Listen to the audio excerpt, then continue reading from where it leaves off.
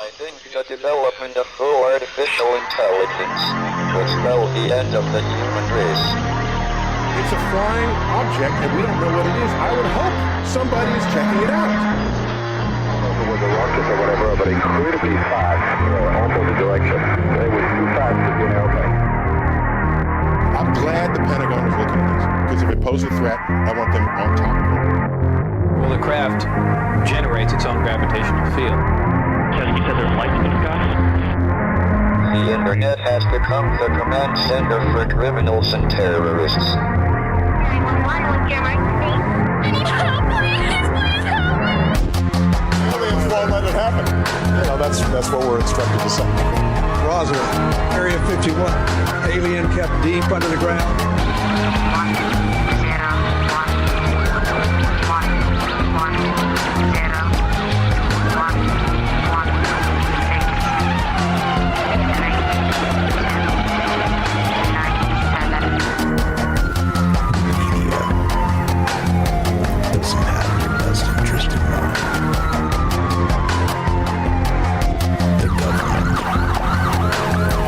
self-serving.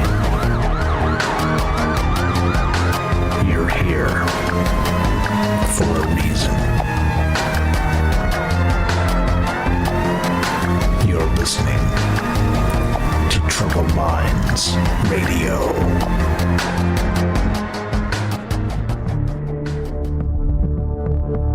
Broadcasting live from a secret bunker just off the extraterrestrial highway.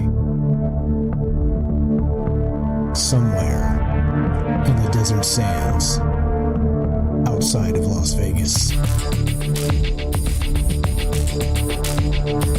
From somewhere in space-time, loosely labeled Generation X on planet Earth.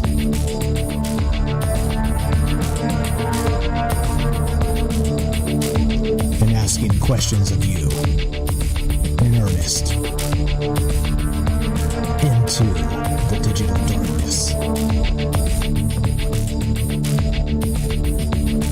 Well, good evening, and welcome to Troubled Minds Radio. I'm your host, Michael Strange. We're streaming on YouTube, Rumble, X, Twitch, and Kick.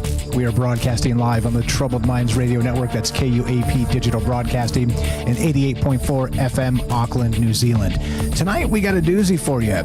We've been following this one for a few years now, and there seems to be the plot thickens, this whole, the acceleration, the quickening we always talk about. In this particular case, things seem to be as if reality is out of alignment. If you guys remember this old story, there was an old, going back a couple years, about the Palomar Anomalies, which was an old observatory where they kind of did this, these sky surveys.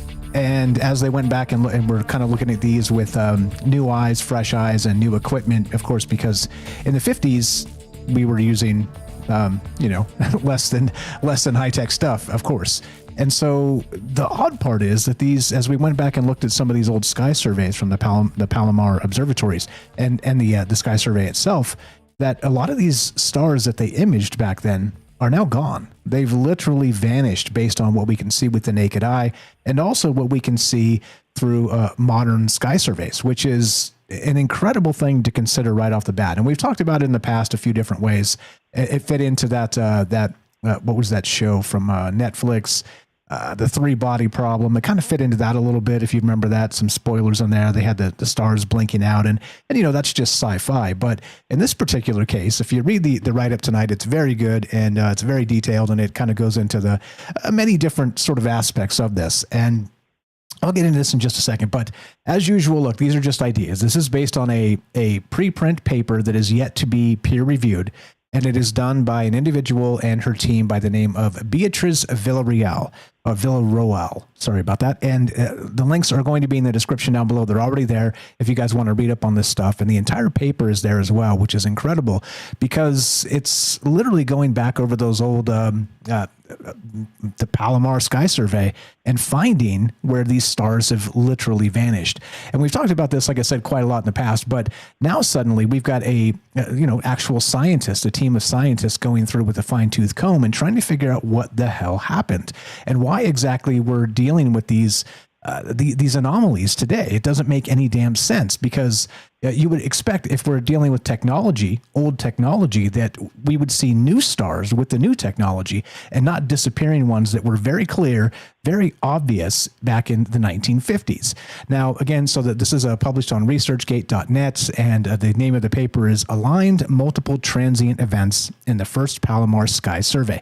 And that really becomes the point of this, because, like I said, it gets spooky.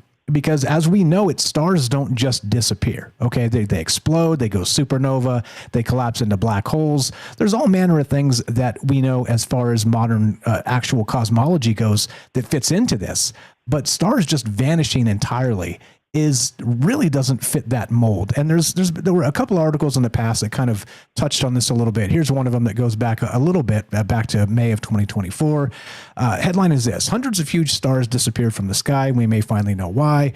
And one of the things here is that they're talking about a collapse of like a total collapse of the star itself. Okay. But still, that doesn't explain why hundreds of these things have just gone missing, which again is very weird. And this article is listed down below, and do check that out. If you're into the science of this, I do recommend you read the paper. Like I said, this is way smarter than me. It actually has some images here. It's got math. If you guys are into math, I'm not, obviously, or else I'd be going through this and kind of helping you understand it a little bit better. But instead, we're going to talk about the possibilities here. And what the hell do you think is going on with these actual missing stars? Because clearly, like I said, it's the inversion effect here of new technology should be able to find more stars, not lose them. And well, here we are in 2025, matching these sky surveys with modern equipment and realizing we're missing dozens or hundreds or more of actual stars that have been cataloged in the past, which doesn't make any damn sense. And so, yeah, that's where we start. Now, here's the weird part about this. Let me make sure I got all my stuff lined up. And there's so much to this that it's really dense, and it's good to read the write-up as well. Actually, I'm going to just read the write-up. That's the best way to do this, because I went and spent the time to lay this out properly, so I may as well read it. So here we go.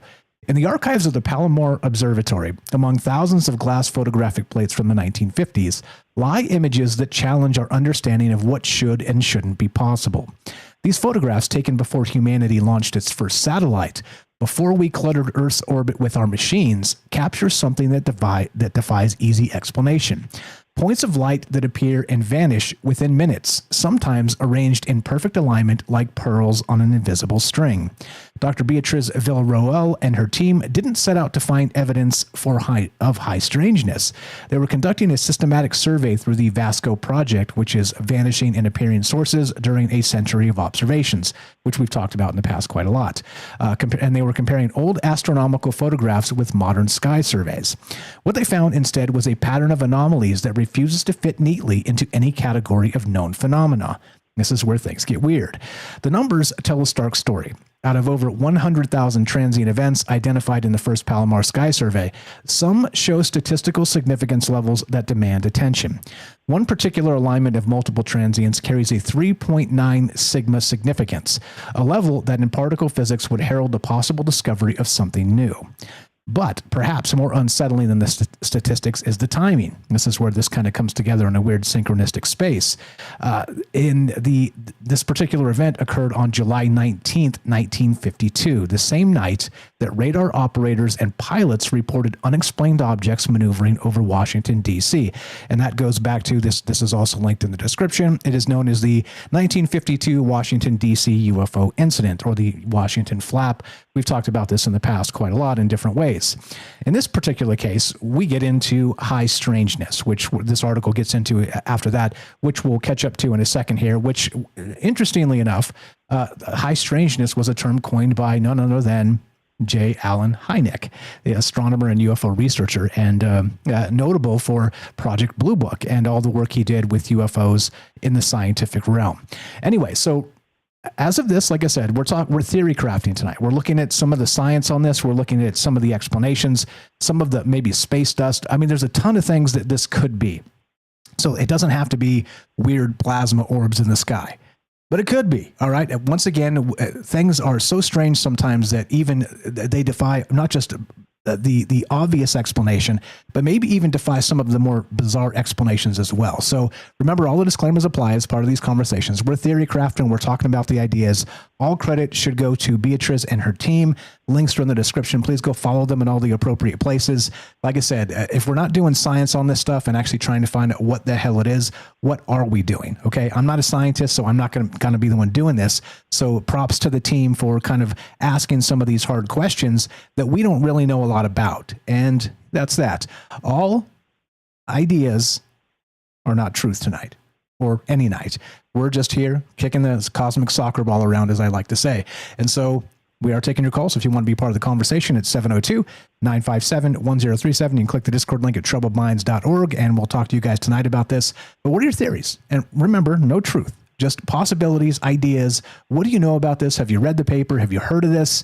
And what do you expect the peer review process to bring as part of this larger conversation? Be right back. More Troubled Minds coming up in exactly 1 minute. Don't go anywhere. This one is a quick word from our sponsor. In this case, that would be Human Inspiration. Be right back. More Troubled Minds on the way. Don't go anywhere. In a world increasingly shaped by AI, human inspiration remains the beating heart of creativity. Alien Skin by Tremble, a hauntingly beautiful piano ballad, reminds us that while algorithms can mimic art, the raw, unfiltered emotions of human experience are irreplaceable. So here I sit, locked in my room again.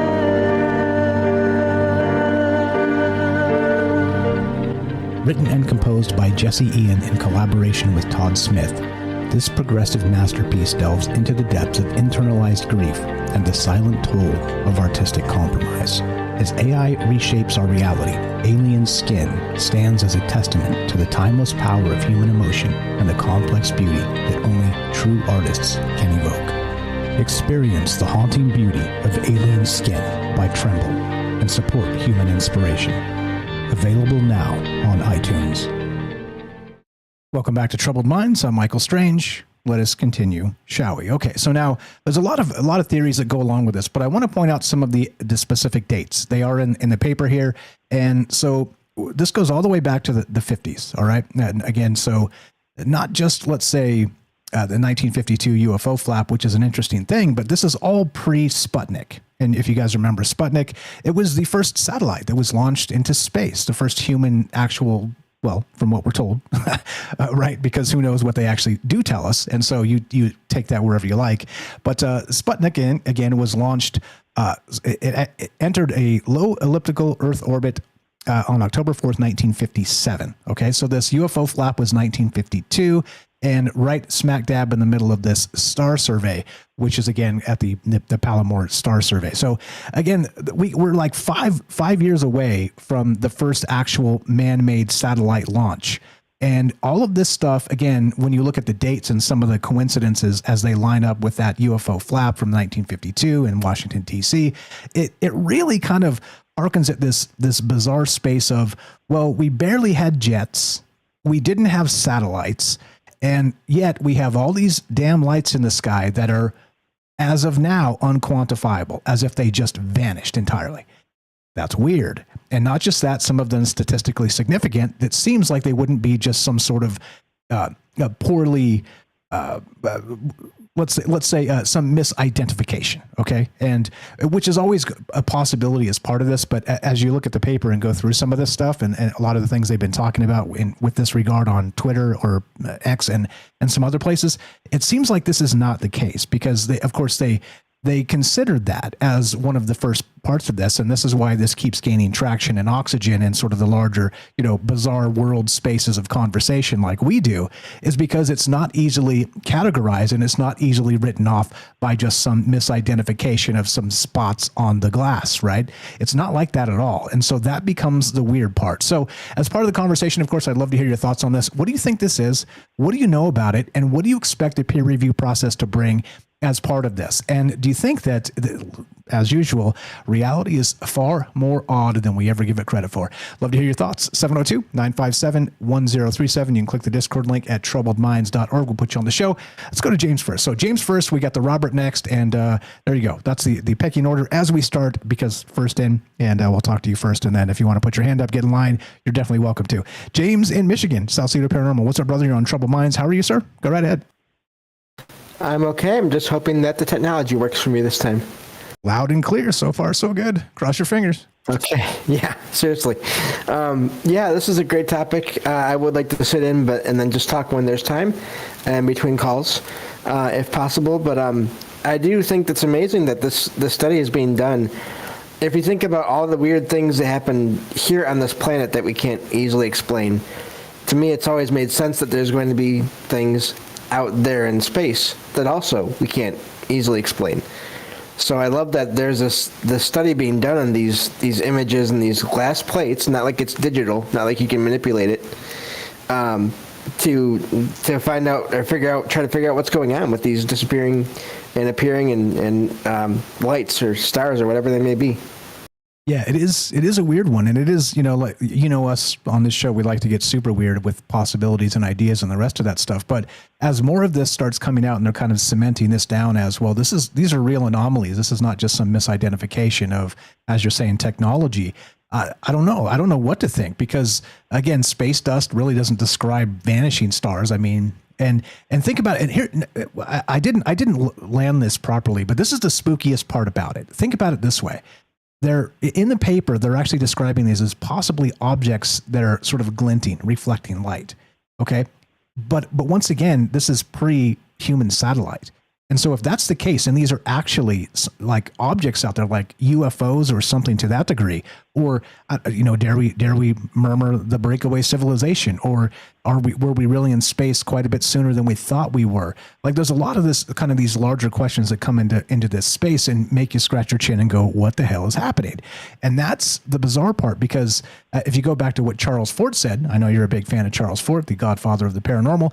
He said something to the effect of that we're a zoo. We're like creatures in a zoo, and we're being sort of watched over by these other entities. And how else would you do it other than kind of plant these I don't know, pre-satellite satellites in the sky? And I mean, ancient astronaut theorists say yes. Am I right? Yeah, and I mean, I'm not sure if this is something that they cover in the paper or not, but the thing that I always wonder too with this is not only reflections, but when these lights vanish, is there some object that is even bigger than the star going by that is also still dark, that is just hiding the star for, again, minutes, and then goes away, and then the light comes back again? Or are there objects that are big enough to hide stars for who knows how long, for days or hours or days or weeks or whatever? And then that's really amazing to think about that. What could be that big, moving that fast in relation to everything else, that is still blocking out a star? Yeah, exactly. And here's her follow-up sheet. So she tweeted this on July 27th. This is Beatrice Villarreal, can I say it properly? And so this is what she tweeted and linked the paper. She said, this is a preprint of a paper now under review. We first tried in 2022, but it was too early for the journals. Years later, with better methods, we gave it another go. The key question has been, are the transients real or plate defects, as we just described there? She says, well, there seems to be a clear deficit of transients in the Earth's shadow. If correct, that demonstrates they're highly reflective objects with flat surfaces. Think mirrors or glass. And transients are sunlight glints. And it seems there may be a few more of them than we initially thought. So that's where I first saw this, and she posted this. This is getting a ton of traction on X, as it should. And so imagine that. Actual glinting mirrors out there that are now no longer there. I mean, suddenly options become plentiful. Like, what the hell's going on, James? Yeah, if you think of mirrors, you think of something that's almost like glass. What also has not only mirrors, but what also has glass, cameras, in a lot of cases, or at least something reflective, something to take in the light. So again, I mean, how many places are we and the rest of maybe our solar system or whatever? How many directions are we being watched from, or were we being watched from, and have they moved on, or are they still there? Yeah, and so this also brings to mind that idea of the zoo hypothesis, kind of back in that sort of Charles Fort vein, that we're, being watched, or we're zoo animals or something to that effect cosmically. And so how would they watch us? This would be a way, right? And maybe they sort of just vanished all those out of the sky because they realized, oh, oops, they're kind of moving into the space age. They're about to launch a satellite. They've got jet technology now. Like, who knows? Like, this is the type of human thinking that kind of goes into this, into a cosmic space. But who really knows? And like I said, it's spooky enough to make you go, okay, so what's going on? And I think she said too, Beatrice said this again on Twitter X, shout out Joe, UFO Joe also, who actually transcribed with ChatGPT an article that she was part of here. But I think she said something to the effect of that once you started to verify this information, that it wasn't just simple misidentifications and some of these other things that you would expect it to be, that she was kind of giddy, but then also kind of sick to her stomach, because it meant like the implications were massive depending on what these things could actually be. Yeah, and even just with the fort analogy, it makes me think of how the things he was talking about were falls of objects, falls of stones or rocks or biological actually parts or entire small animals and stones. And I'm just thinking, far enough back, that would be anomalous. And if you look at stones and meteors and asteroids and all that now, we know that things can fall from the sky. So what if we do know that all of those falls have basically slowed down now since then? But what else are they doing now? If there's other beings out there, then are they doing anything else out there? Or have they moved more into purely an observational phase or not? Yeah, or kind of cloak themselves maybe. Maybe they're still there and we just can't see them with our, again, digital technology versus analog technology, as they were kind of putting these on glass plates at the time. I mean, there's a lot of information here that kind of is super mind-boggling. And as part of it, do you think that there's some significance to that UFO flap of 1952, that this was occurring at the same time they were actually taking this data from the sky?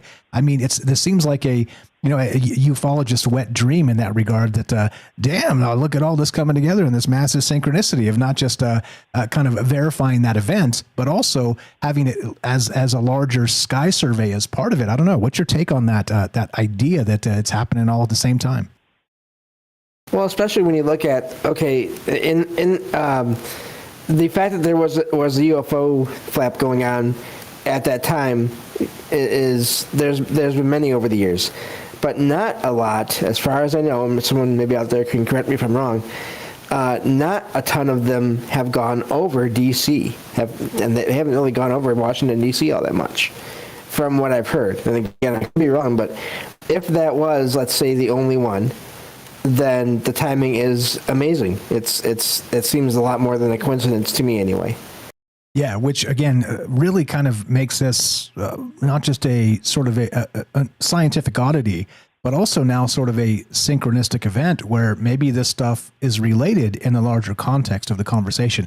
So I don't know. As usual, look, you guys know me. I don't have answers. I'm not the answers guy. I don't show up and tell you what to think, or let's just open it up and consider all the possibilities here, because who knows what's happening.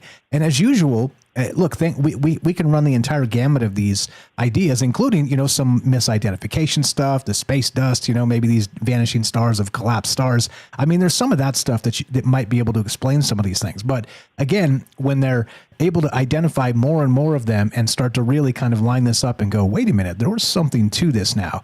And what comes next? I don't know. What do you guys think regarding this, and how weird does it get? James, final thought there. We've got about 30 seconds left, and then you're welcome to sit, of course, and we'll get back to you in just a moment.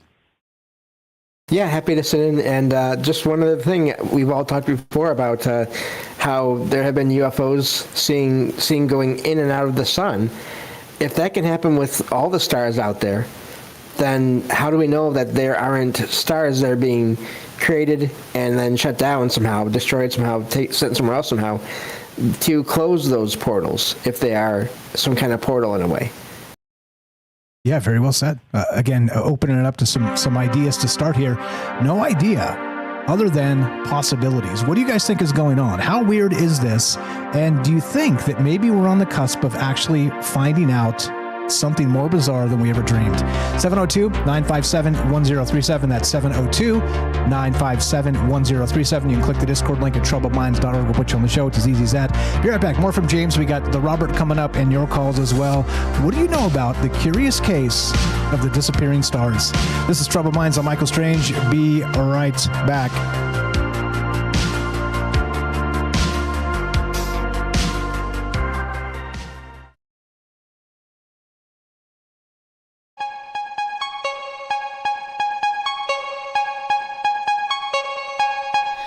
Stars are shining, flicker in the night, twinkle in and out.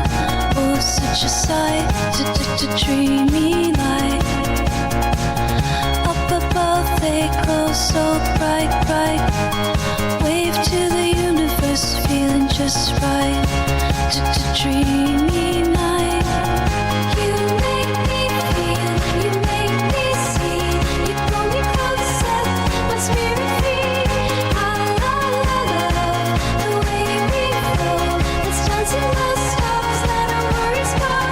Galaxies collide, bursting like a dream.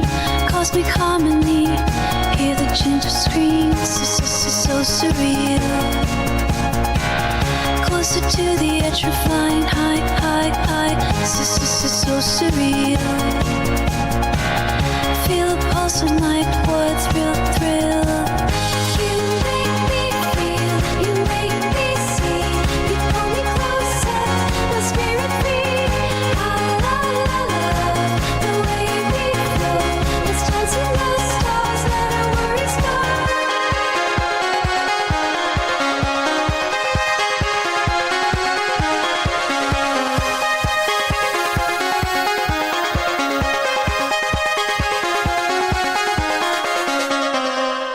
Close your eyes, let the starlight lead, floating through the cosmos, fulfilling a need. In this moment, nothing else can compare, lost in the magic, flowing through the air. You make me feel, you make me see, you pull me closer, my spirit free. La la la la, the way we flow, let's dance in the stars, let our worries go. Right. What's up, Gaston, Matzell, James, of course, APOC. Pete is here, DJ from Kansas. What's up, Jacob? We got, that's Joey, Akashic, Roving Fungus, Jorge, Daryl, Sweets, Dawn, the Robert coming up next. We got Herschel. Good evening, guys. Over to YouTube. We got Fred Gets First, Celia, how are you? What's happening, folks? Richard in Texas. What's happening, fam? Ioxy is here. What's up, Magavelli? I see you there. What's up, RC? Says, I sure hope this isn't another episode glorifying. Wait, what? Oh my gosh. Okay. All right. Okay. What's up, Christy? How you doing? Look, criticism's fine, but come on now. I don't talk to you that way. What's up, Celia? What's up, Christy? Ioxy, I see you guys. Ari the Cat. Hope you're well. Desric, I see you. What's up, Little Smurfs? Good evening, guys. And Mr. Mission Control. Hello. Hello. Let's see. All right. Whoa, what do we got? Over to Rumble. Hope you guys are doing well. Just doing what we do. Trouble Minds style. What's up? Theo's here. Puff. Good evening. From the bottom. Gordo. That's Hiker. YY. What's happening, folks? Let's see. Raz, good evening, Raz. What's happening? Puff, Gordo, yada, yada, all these amazing people. My goodness gracious. I'm scrolling, because there's so much chat. There's Theo. Okay, yeah, okay. Raz, I see. Okay, here we go. Trouble Minds happening in about 30 seconds. I don't know. It's a weird one. And yeah, by the way, too, regarding sort of the Trouble Minds topics, it is really, we've got thousands, literally over 1,000 shows, and they're all over the place. And that's, yeah, I mean, that's part of the magic. If you don't like a particular topic, you don't have to hang out for it. I mean, you could go, listen to one of the 1,000 that are there that are more your speed or whatever. I get it, but I don't know. Like, I don't know. You can't please everybody all the time. Here we go. Trouble Minds happening now.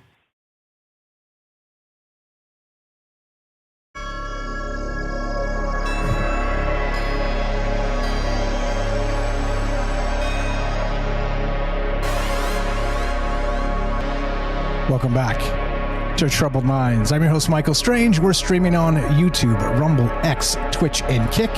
We are broadcasting live on the Troubled Minds Radio Network. That's KUAP Digital Broadcasting. And, of course, 88.4 FM, Auckland, New Zealand. Tonight, we're taking your calls as we talk about the Palomar anomalies, when the stars shouldn't vanish. How about this?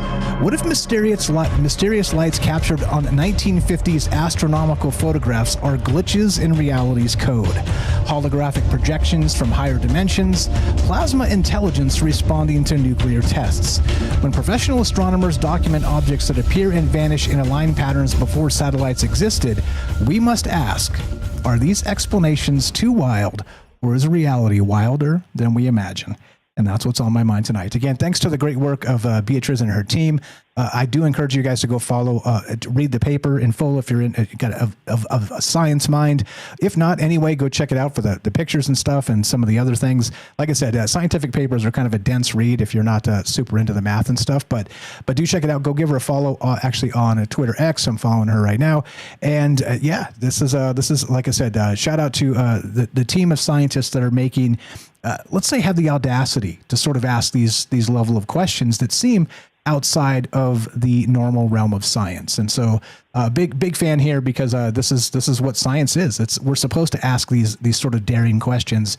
And if there's data to back it up, then let's consider it together. Great stuff. Appreciate you, James. Anything to add real quick? And we'll go to the Roberts. Yeah, just that I think that should be done more, and we should ask the questions, and if there is nothing, then move on, but still at least ask the questions anyway. Not just us, but scientists as well. Exactly right. Exactly right. It is easy for us to, because, I get the ridicule anyway. But beyond that, a scientist kind of sticks their neck out sometimes to ask some questions that they're not supposed to ask. Love to hear your thoughts on this. What do you know about these vanishing stars, and what about this new study? 702-957-1037. Click the Discord link at troubledminds.org. The Roberts, welcome to the joint. How you doing, sir? Go right ahead. Test 1 2. The Roberts, are you there? Everything looks good on my end. You're unmuted. Yeah, there you go. Try that again. Unmute. Test. The Roberts, are you there?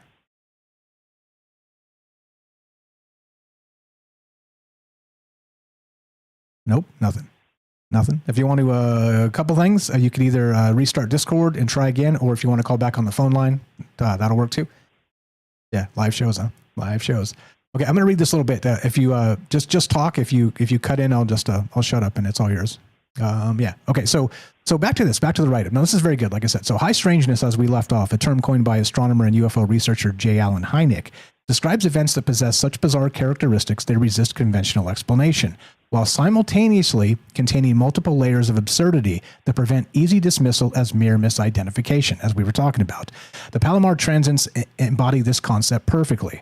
They are documented on scientific instruments, analyzed with rigorous methodology, yet they behave in ways that shouldn't be possible. Consider that what we're actually seeing. Star-like points of light captured on photographic emulsion during exposures lasting 30 to 50 minutes that weren't there before and won't be there after. Natural astronomical objects obviously don't behave in this way. Stars don't blink in and out of existence. Meteors leave trails. Satellites didn't exist yet. Aircraft would show movement across a long exposure. Yet here they are, frozen in time, defying categorization. Let's go back to the Roberts. I think maybe we're good. I'm not sure what happened if you had a thing and then a thing. And the Roberts in Virginia, Pennsylvania. You're on Troubled Minds. How you doing, sir? Go right ahead. Nothing. Yep. Live shows. Yep. Try the phone line if you're into it. Sorry about that. Nothing. Still nothing. We know Discord works because it was working for James. So there's we can rule that out. So far, working for James. Yes. Hey. Why are you going to jinx yourself? Test. No, that's protecting myself. Oh, okay. Sorry. I see. No, you're good. The Roberts, nothing. I see that there's like a camera icon, but no. Yeah, unmute. Okay, just call back on the phone line, however you want to do that. But okay, so back to this now, and that becomes the bizarre part of this. Like I said, so long exposures lasting 30 to 50 minutes is where they found these initially, and were put into these again. What are they? Photographic emulsion. So we're talking about glass plates, and like I said, could there be some sort of contamination effect? Yeah, maybe. Could it be all these other things we talked about, the space dust and some other things, which they took into account? I'm sure they're not just piping off, kind of saying, "Oh, peer review my thing," and it's ridiculous. So, how weird does it get? It really becomes the question. The Roberts. Okay, I'd love to hear you guys' thoughts on this. Robert, give us a call on the phone line, and we'll get you on the show. Sorry about all the issues there. I don't know what's happening, but what can you do? I can't magically wave the wand and fix it. Anyway, so the alignment phenomenon adds another layer of impossibility. Random cosmic ray strikes on photographic plates should scatter randomly. Dust particles or emulsion effects might create false stars, but they wouldn't arrange themselves in geometric patterns, or the bizarreness of this. The researchers found multiple cases where transients appeared in straight lines or narrow bands, a configuration that has no ready explanation in conventional astronomy. And like I said, this write-up is very good. It kind of goes through the entirety of what this is. And it's, like I said, it's mind-boggling. It's one of those things that kind of makes you pause and go, wait, what do we really know about the nature of reality itself? We've got a nice framework, okay, the scientific method and all those things, right? Thousands of years of human observation. However, why is this so bizarre in terms of what we're seeing and what we know? Seems very different, doesn't it? 702-957-1037. You can click the Discord link at troubledminds.org. Thank you for calling back. The Roberts, you're on Troubled Minds. How are you, sir? All yours, go right ahead. Oh, I'm fine. How are you? Oh, pretty good. No complaints out of me. I'm just hanging out, talking about wild ideas with my friends. What you got, my man? Well, I think I might be able to actually add some wildness to it. There are planets without suns. And I'm thinking that maybe it's possible that these suns that disappear, they disappear because some advanced civilization whose own sun is dying lasso a sun that another sun and take it back to their solar system. Okay, all right. So planets without suns? I like it. With I guess how close they would have to be could be maybe 1 million light years or something, or you know what I mean, something like that. Maybe they're not as close as we think because it's still just a twinkle in the night sky. Well, look at our own sun. There's no proof that our own sun is native to our solar system. Okay. Yeah, maybe the old Tatooine sun thing, the two suns from Star Wars. Maybe they had one that kind of got kicked out a long time ago. I mean, that's very possible, and it's probably happened not just possibly here, but clearly elsewhere. It's happened for sure. Yeah, I'm thinking to myself, in 5 billion years, when our sun is finally on its last legs, maybe our civilization has advanced enough that it could, overcome relativity and speed through the universe, and with some technology, move another sun back into the solar system to replace the sun we have. Why not? All right, I like the wild idea. Do you expect any kind of scientific validation of this? What do you think will happen during the peer review process of this paper? I think that they're gonna really have to reconsider that there was some anomalies. I don't know how to say that word. That they may have gotten dots of light from other things that were flying around, like airplanes, things. Maybe not, and maybe that I think that the only thing that makes sense, like you said, we have supernovas, we have red dwarfs, these things that naturally occur to stars. All right, and the only explanation I can come up with, in my own way of thinking, is that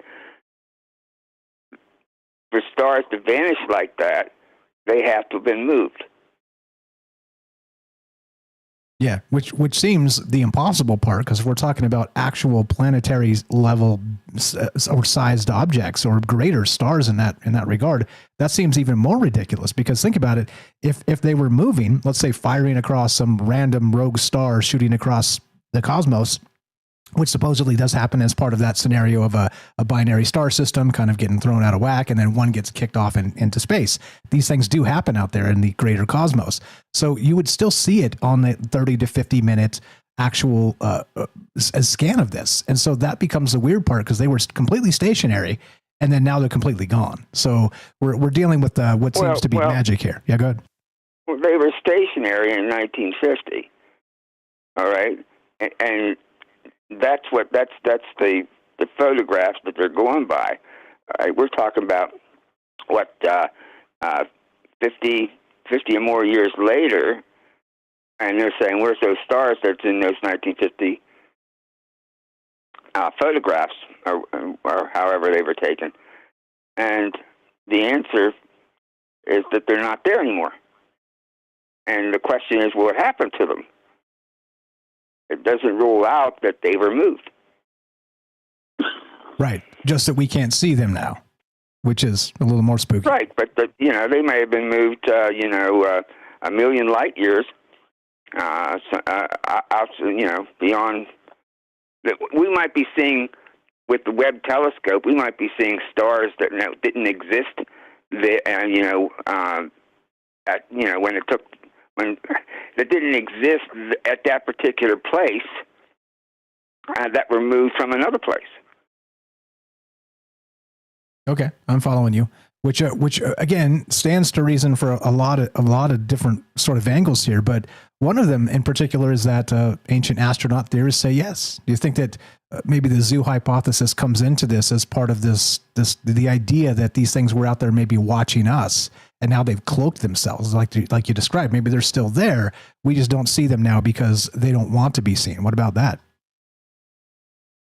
Well, if you don't want to be seen, I'm sure you won't be seen. If you make up your mind you don't want to be seen, there you are. See, you're vanished right now. Yeah, true that. Especially when you talk technology, yeah. And right. Yeah, when you talk to technology in that regard of advanced technology, clearly they got to have some kind of cloaking device. Again, assuming that would be what we're dealing with here. But yeah, that makes a ton of sense. Well, that's probably where we got our stealth technology with the B-1 bomber. We probably got that off of any salvaged UFO craft from Roswell on. All right, sure, they've had the ability to. The idea of a civilization that has existed without any disruption, let's say, for billions of years, not being advanced enough to be able to move things that they want to move from one part of the universe to another. That sounds like something that's very real to me, that they would have that ability. Yeah. Again, if our sun started to go crazy and started to die, and we managed to survive 5 billion more years, if we had the technology, do you not think that we would grab a sun from someplace else and bring it here? Yeah, well, if we could sort of conquer those distances, absolutely. And maybe that's what's coming. Maybe we're going to start dragging these things in, 10,000 years from now or something. Maybe we'll be able to do that type of stuff, which makes sense, especially we talk about that acceleration of our own technology and AI and all that stuff. So I don't know. A lot of ways to look at it. And maybe, as usual, right? Maybe drinking the maybe juice here. What else you got? Well, that's it. And also they don't really. Did they give an estimated number on the stars that are missing from 1950? Yes, it's in the write-up here. One moment. Hold on. Yes, I'll get you that answer in just a second. I've got so much material here to go through. But yeah, there is sort of a rough number. So here you go. The shocking find: over 100,000 transient events. And that 3.9 significance. So that's what they were originally looking for, the vanishing stars as part of it. So there's a ton of stuff happening outside of just the vanishing stars, at least conceptually. And so, yeah, here we are. So either these stars have been moved, or they didn't exist at all, and somehow their telescope got fooled. My personal belief is that there's definitely civilizations in the universe that are so far advanced. They literally can do anything, and not just move planets, but move suns. And that would be my best guess is what's going on there. That those 100,000 or so stars that are missing were just transported somewhere else to provide heat for another planetary system. Yeah, I wonder. That was losing their own. Yeah, I wonder, because clearly that would be an anomalous event to us. And, we're looking at this again 75 years later, basically, kind of going through that old data. So, I mean, who knows? I imagine we're going to find some other bizarre things, let's say in another 75 years, that will probably spook us again or continually and still. So, yeah, maybe. I mean, that type of technology might exist in sort of the larger cosmos that we have not really became part of yet. Back to that sort of that Star Trek future. Yeah, absolutely. I love where your head's at, and maybe drinking the maybe juice. Do you remember anything from the Sputnik era? I remember people being very scared when from that little ball that was in the sky back then, and that's what precipitated the space race. Under Kennedy, I remember that. But it really was nothing but a beeping ball that was circling the Earth. It was nothing really all that spectacular to us today. But to the people from back then, all right, it was a marvel, that kind of technology, all right? And I would think that we, as living in today's world, can even imagine what sensitive civilizations that are billions of years ahead of us are capable of doing, including moving stars. Well said. If they're, when it comes to life, whether it's human life or it's alien life, all lives want their number one trigger is survival. And if they we know in advance that 5 billion years from now, approximately, our sun's going to die. It's going to flare up and cook the Earth, all right, and then may become a red dwarf. We know that in advance, and we can, and we have 5 billion years to prepare for it. And the survival instinct will kick in always, all right, and probably maybe a billion years before it happens, all right, we accelerate the technology to be able to send our sun into some sort of interstellar landfill and bring a new one in. Yeah, well said. And this type of stuff. Yeah, go ahead. Or somehow ignite Jupiter, which is nothing but a sun that never, it's a sun that never flared up. Ignite Jupiter, which is just a second sun that just never flared up, into a new sun.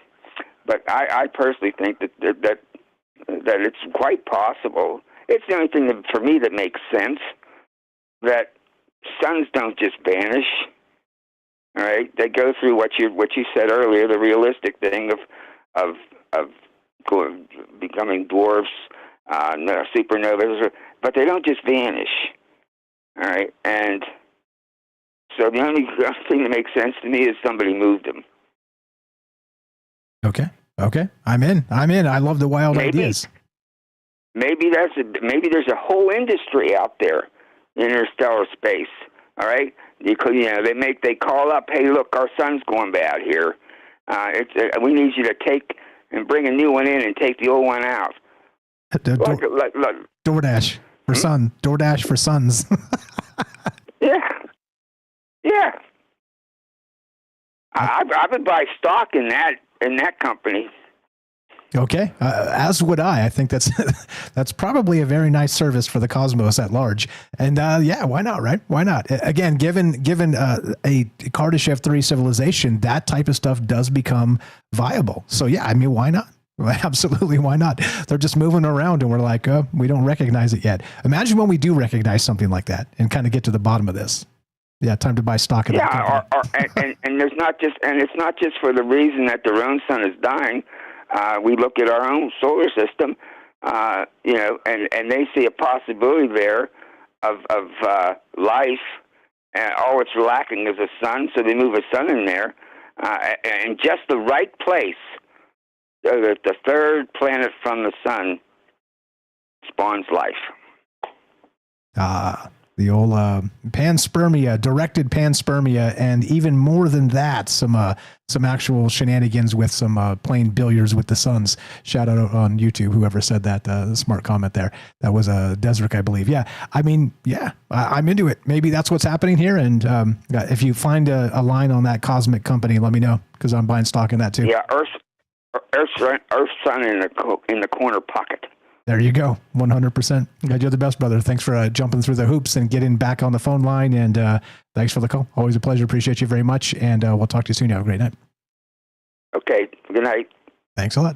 You know we love him. That's the Robert. Again, not just a dear friend for a long time, a mentor of ours, not just mine, but all the rest of us as well. Go check out his book.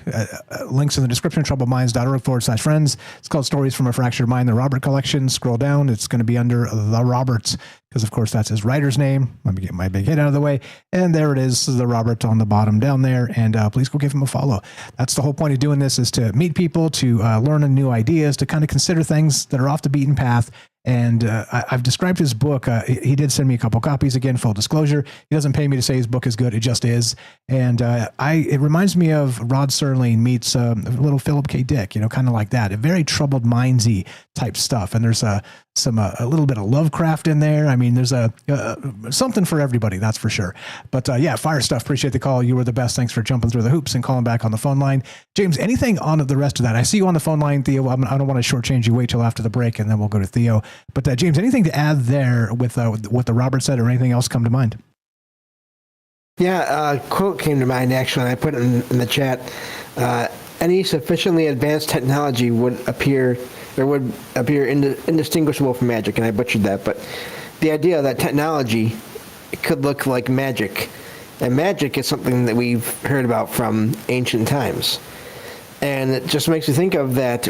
I was talking about that with Jen, the Arcane Observer, on my show on Saturday, and this whole topic here tonight just reminds me of that, as Robert described, just on a massive, I guess you could say, cosmic scale. And with how hard it is to find information or to figure out things out in distant space and far off space, then it seems like it'd be fairly easy to keep things hidden from us as of now. So that wouldn't surprise me if things could be moved around using means that we just don't have yet. Yeah, the technology space, especially with the acceleration, we're always talking about that quickening. Yeah, I mean, a lot of maybes there, but I dig it. And back to the story of the mirrors glinting. You know what it also reminds me of? I'm sure you've seen this back in the old days, Superman 2. They had that glinting mirror, right? But it was sort of a prison for those three fugitives from, was it Krypton, right? And so they had imprisoned them in these things, and they were kind of flowing through space. And then, right, Superman saved through a rocket into space, and it blew up and let them out. Imagine something like that, where they were kind of something, just maybe these portals to some other places encapsulated in glass, like a flat pane of glass, just chilling, and maybe us doing, and this is one of the theories too, as part of it, some of the woo theories, the Starfish Prime and us sort of launching nukes in the sky, maybe started cracking these things open. Mm-hmm. What do you think about that? Oh yeah, I mean, the idea of that's the whole mirror concept in a way, except for just a huge scale again. where they seem to be, at least in paranormal accounts here, there's reports of all kinds of things coming through and going into mirrors in people's buildings, in their homes. Now, if you make a giant mirror, like let's say a giant crystal, a giant mass of stone even, stones do have energy, rocks and everything, then yeah, I could see that completely, and even possibly being portals to other versions of the universe as well. Yeah, why not, right? Why not? As long as we're considering all the options and all the wild ideas, let's throw that one into the bucket. Maybe the Superman panes of glass were cracked open by Starfish Prime and some of the other things they were doing with the nuclear testing. I don't really know. I do know I live in Vegas, and in the 50s and into the 60s and even into the 90s, they were blowing up nukes out here in the desert. Yeah. Super weird. It's fine. Yeah, it's fine. It's going to be fine. If I start growing an arm out of my back, you'll know what happened. Be right back. More Troubled Minds coming up. Love to hear your thoughts. We got Theo and Philly coming up and your calls as well. What happened to these missing stars? More Troubled Minds coming up. Be right back.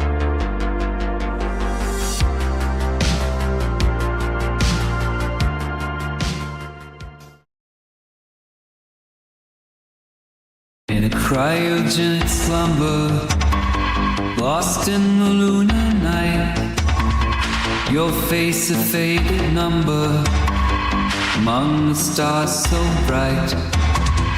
Dreams of forgotten echoes, waiting for time's command.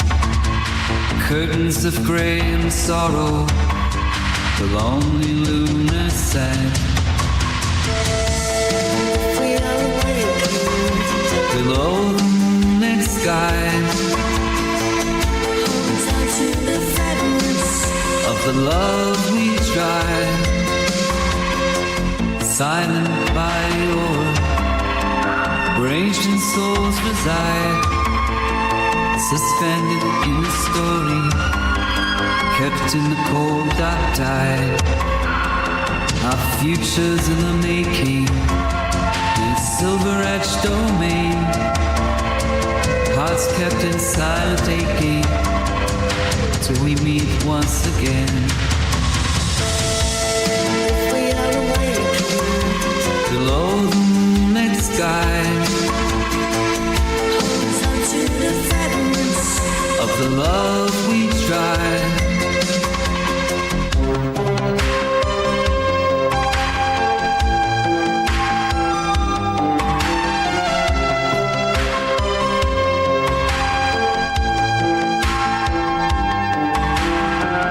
Frozen time we're resting, waiting for dawn's embrace. Whispers of love confessing in this forgotten place. We are awakened below the moonlit sky,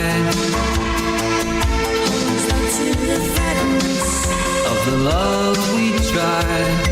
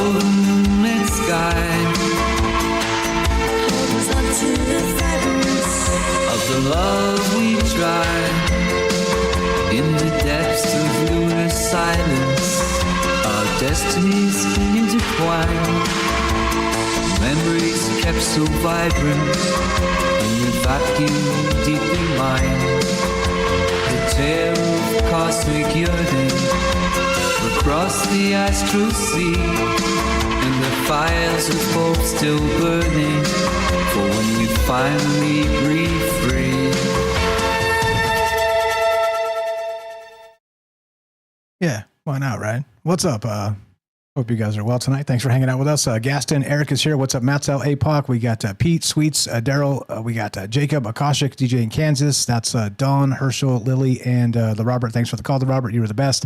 And James, of course. Theo is up next on the phone line. I'd love to hear your guys' take on this. There's a lot of wild things to consider as part of it. I want to read this from B over on Twitter X. She's called in before. Give her a follow as well. I'll link her but where is it? Where is the thing? I'll link her Twitter X. She said this. So reminds me of what I've been calling peekaboo stars. And I can't help but wonder if these types of UAP activity is what the Dr. Beatrice's team have been finding data on.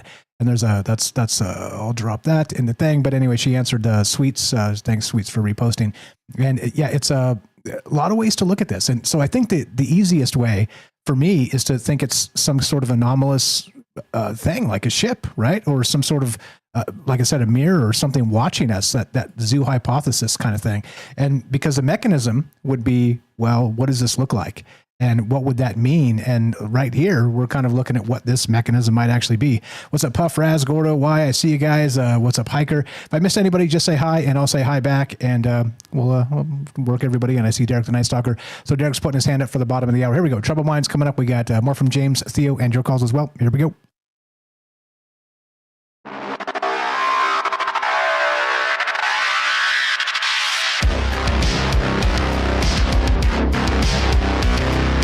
Welcome back to Troubled Minds. I'm your host, Michael Strange. We're streaming on YouTube, Rumble, X, Twitch, and Kick. We are broadcasting live on the Troubled Minds Radio Network. That's KUAP Digital Broadcasting, and 88.4 FM Auckland, New Zealand on the Underground Media Network. Tonight, we're talking about this bizarre synchronicity and, of course, this odd scientific discovery of the curious case of the missing stars. We've talked about this in the past. Now, not only is a paper being written on this, the multiple transient events and the first Palomar sky survey back in the 1950s, but there's this odd synchronicity where this was going down right around the same time as this 1952 Washington, D.C. UFO flap, which is massively famous in ufology. This is something people talk about all the time because, again, this is pre-satellite. Remember, 1957 was the first Sputnik satellite that went up. And so this in particular makes you wonder what the hell was actually happening. And now we're looking at these transient events that might seem as if they are reflective material of just an object chilling out there, maybe watching us. But now they're gone. We go back and look, and they have literally quite literally vanished. So what the hell does that mean? I don't know. And this is, again, one of those modern curiosities of where science meets discovery and mysticism and all those things. What does it mean? I don't know. That's why we're talking about it. Anything, James? And we'll go to Theo in Philly. Just, I'm always trying to squeeze in thoughts here there at the end of the segment, but I wanted to say great call from Robert as well. And yeah, I've been thinking about the idea of some kind of a vessel, some kind of a spaceship, the whole time as well. And the funny thing with that is Fort was thinking about that kind of possibility before the term UFO or spaceship ever was really around. So pretty amazing there as well. Yeah, exactly. And so what does it mean? How weird does this get? And is this really when we sort of run into the idea of disclosure? What if this is the findings of these anomalies are so bizarre that we have to change the way we think about the world we live in? Right? Maybe. Also, maybe not. I'd love to hear your thoughts. 702-957-1037. Click the Discord link at troubledminds.org. We'll put you on the show just like this. Theo in Philly. Thanks for being patient, my man. You're on Troubled Minds. How are you, sir? Go right ahead. Oh, I'm doing quite well. How is my audio? Loud and clear. You sound fantastic. Welcome to the joint. Dude, I love this topic so much. Just stars disappearing. There's something so vaguely dissettling about that. The fact that you can look up at the night sky and slowly watch those little tiny patches of light disappear and kind of like have no idea why that's happening. It's amazing. And we have talked about this a few times for that exact reason, but now the science is digging into it and trying to get some answers here, which I'm super excited about. I hope they give it a fair shake in peer review. What else you got? Theories or anything else on the peer review process or whatever else? You're right. This is very sort of Cthulhu-esque unsettling in terms of like the greater cosmos for sure. Yeah, I mean, like, are you excited about that? Like, could there be a good possible reason for the stars to disappear? Yeah, we've listed a couple, and I think let's just say, for instance, throw one out. I think let's say we're being watched by the Galactic Federation, like the actual Galactic Federation. Again, theory crafting here, like Star Trek, because they have what's it called, the Prime Directive, right? Well, they're not supposed to interfere, but they watch. So, I mean, imagine if that actually exists out there somewhere, and this was part of their sort of protocol of watching us, that for when we get technologically advanced enough that maybe first contact does happen. I mean, that could be a very, very good thing, right? No, I mean, fair enough. I was going to bring up another sci-fi series. Have you ever heard of Lex? Lexx? No, never heard of it. And it is my favorite Canadian low-budget sci-fi series of all time. You had me a Canadian. Everything else out of the water. Dude, I think it was like on Showtime, but it was like back before Showtime was good. Like this was in, I think, like 1997 or 1998, when like 3D computer animation graphics were first coming out. The entire premise of the show is like it's in space and they're on like a living starship that is a bug, and it's just really weird and very, very kitschy and very low budget, but like simultaneously like one of the best series I've ever watched, just because it's everything I need from sci-fi. But in season 2, and I'm going to try to like not give out spoilers here, one of the main villains is this hyper genius who has these self-replicating drones. And these low-budget, self-replicating drones, the way the Canadian television portrays them, they're just like arms that fly around, like literally like disembodied arms. At least that's how they portrayed them. And they have like nanobots inside, but one of the main plot points, and I guess I am going to give out some spoilers, but they can self-replicate, and towards the end of season 2, they start like feeding off of suns, various stars, and self-replicating. So the entire the entire sky just slowly starts to get dark. And I don't know, it's just like one of the creepiest, coolest concepts I've ever heard of in my life. Yeah, I love it. Raz says Lex was awesome, talking about the bug ships over there. So you're not alone in seeing this.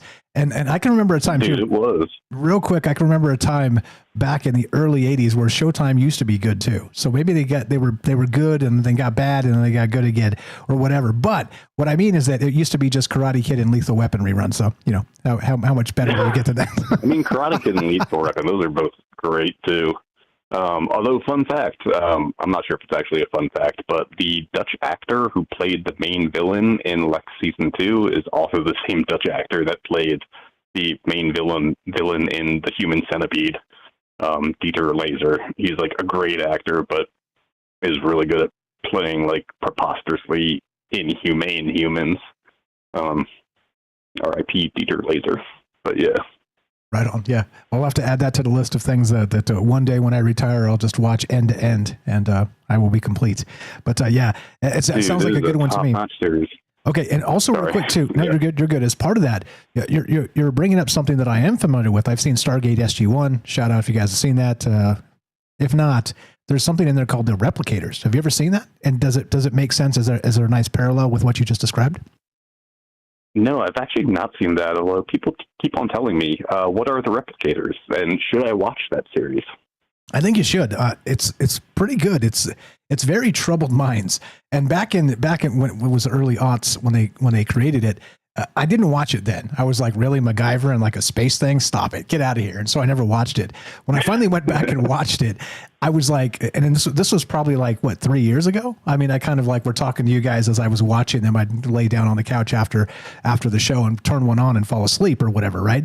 And so I watched them kind of in fragmented pieces, but I thought it was very good. It was very well done, and the acting was great, and the characters were compelling, and they had these weird stargates where they popped around, and it was like this. We lived in this ancient cosmos that humans were just learning about.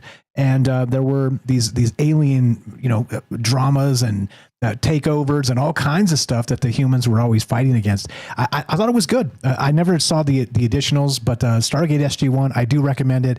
And the replicators are basically, think of the von Neumann probes. We've talked about them as these sort of the small things that are self-replicating, and they take whatever they can get, whatever raw materials they can get, replicate themselves, and then sort of seed themselves into the galaxy, right? Which is how we would expect to sort of seed ourselves, at least technologically, out into the cosmos. But in this case, they were like little bugs, like figure the size of like a volleyball or something with legs.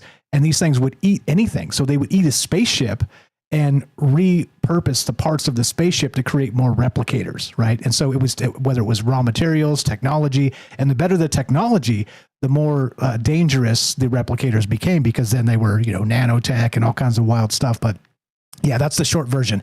And they come in way later, like in season 6 or 7 or something. So do watch it. No, I'll have to watch that. Okay, but does that sound similar to what you're describing from Lex there?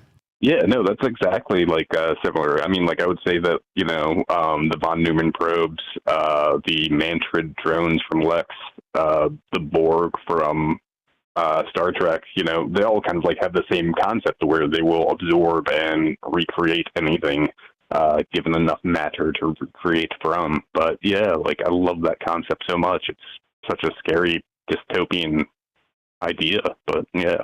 Yeah, I think it's also oddly realistic. I think that if our technology does progress enough to that point, no matter how kitschy our perception of it is from 1990s or 2000 sci-fi, I think that's a realistic worry that we should worry about at some point.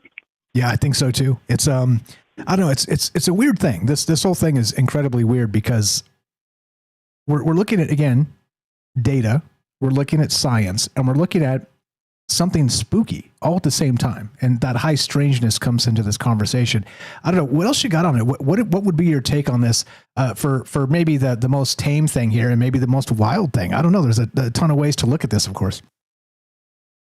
I mean, I got nothing else. There is a good Isaac Asimov story about all the stars going out at night. But I don't want to spoil that because I would butcher it if I were to attempt to retell it. I do have a short poem, though. Okay, great. Love to hear the short poem. All right, let's see if I can not butcher the meter on this. But, all right, here it goes. Mirrors and glass and into the light, out of the sky and into the night. A firmament cracked, a Pink Floyd planetarium left intact, a Neil deGrasse Tyson yet to be smacked. A star above, a universe below, and all my homies watching on the Troubled Minds show. Hell yeah. Hell yeah. That's Theo, the official poet of Troubled Minds. Thanks for bringing the rhymes tonight. Fantastic as always. Can we share your Substack yet? I have it. I know it. No. Don't do that. It's not good, but thank you for offering, though. I always appreciate that. Okay, let me know when you're ready. We will share your Substack. Thank you for the call. Thanks for listening. Thanks for being you. Always a pleasure, my man. Toodles. Have a great night. You don't know them. Theo and Philly, the official poet of Troubled Minds. And again, how do you become the official anything of Troubled Minds? Like I've always said, you just call and you do a thing, and then it just becomes a thing. And then James is the paranormal expert of Troubled Minds. We got Derek, the official synchro mystic of Troubled Minds. We got Theo and Philly, the official poet of Troubled Minds. What are you? Where do you fit in here? You got a unique take somehow, some way. That's why we get together and talk about these ideas. Give me a call. Let's do it. And we'll talk about all manner of wild things. Anything on that, James? We got Herschel. You're up next because Derek's bottom of the hour. So we'll go to Herschel next. Just a heads up so I don't sneak up on you. James, anything on what Theo said? And then we'll go to Herschel. Yeah, it's amazing. Great call from Theo. It's amazing how sci-fi just keeps on being relevant and predicting things, even when it's just supposed to be, just a story, just fiction. And I love the whole mirror and light and reflection aspect of all this. It's just, I never thought about that on a sort of a cosmic scale until tonight. So that's really amazing. Yeah, tons of stuff here. And that, again, something watching us has always really kind of been on my mind as part of these these conversations when it comes to, aliens or the zoo hypothesis or this type of stuff. I mean, I don't think let's say it would be trivial for an advanced civilization to hide themselves from us. And that's why when people say I saw a UFO or, I got evidence, I got a video or this type of stuff, I got to wonder if they're messing with us, because we're probably at the point where we can move into other, let's say foreign airspace and not be detected, be completely quiet, be completely stealth. So if we're doing that and sort of in the infancy of that technology, then obviously the aliens would be like, no, we can move around with impunity, not be seen, not be detected, because of course, if we were, then we'd have problems. And, don't Los Angelinos, don't shoot at the UFOs. You'll spark an interstellar war. Yeah, don't do that. but that becomes the larger question here. I don't know. What do you guys think? We're talking about the Palomar anomalies tonight, when the stars shouldn't vanish, and yet they are. It's 75 years on, 1950-ish. And what about the synchronicity of this bizarre thing in the 1952 UFO flap in Washington, D.C. that seems to coincide pretty well with the Palomar Sky Survey? So something here or not? 702-957-1037. Click the Discord link at troubledminds.org. We'll put you on the show. Herschel in Arizona. Commercial Herschel, what's up, brother? You're on Troubled Minds. How are you? You're good at so many things. You're the official Herschel of Troubled Minds, I guess. What's up, brother? Welcome to the joint. However you want to define me, it's your show. Herschel is the man of Troubled Minds, the man. All right, all yours, brother. What's on your mind tonight? We've talked about these types of things before, and we've come across this topic of like the different the frequencies that we are only sometimes able to perceive, and other times we're not. And I've read stories like the people looking at the swimming pool at a different angle and stuff like that. And I've got several stories like that go in that like direction, like. And I have this essay that I'm going to read, and if you don't mind, and it's like, this is one of the things where I started it out as a rambly recording, just talking into my recorder, and then I transcribed it with I put in a transcription software, and then I started refining it. So it went from like 4,000 words, and it's down to like 2,600 words now. So it's a refinement of things that ideas that you and I have discussed on your show before, and also some new ideas. Perfect. Love to hear it. Let's go. And it has to be, and the thing that made me want to read it was I read your entire write-up. And I'm like, okay, like you're talking about things appearing and disappearing and maybe being there and maybe not being there and blah, blah, blah. So the write-up's good, right? Everything everything that Theo said, what the Robert said, like this goes in, it's in line with it. So it's about aliens, but we can think about it as the Palomar situation or the plasma balls or whatever, like it's so many things. So it's alien avoidance on our coinciding plane. That is the title of the essay. Do beings from other frequencies coexist with us? The visible light spectrum and beyond. The visible light spectrum, as defined by ThoughtCo, is the segment of electromagnetic spectrum humans can perceive, ranging from approximately 400 to 700 nanometers, encompassing the colors of the rainbow: red, orange, yellow, green, blue, indigo, and violet. This spectrum, also known as the optical spectrum of white light, is just a small fraction of the full electromagnetic spectrum. The University of Tennessee explains that shorter wavelengths and higher frequencies include ultraviolet light, X-rays, and gamma rays, while longer wavelengths and lower frequencies encompass infrared light, microwaves, and radio waves.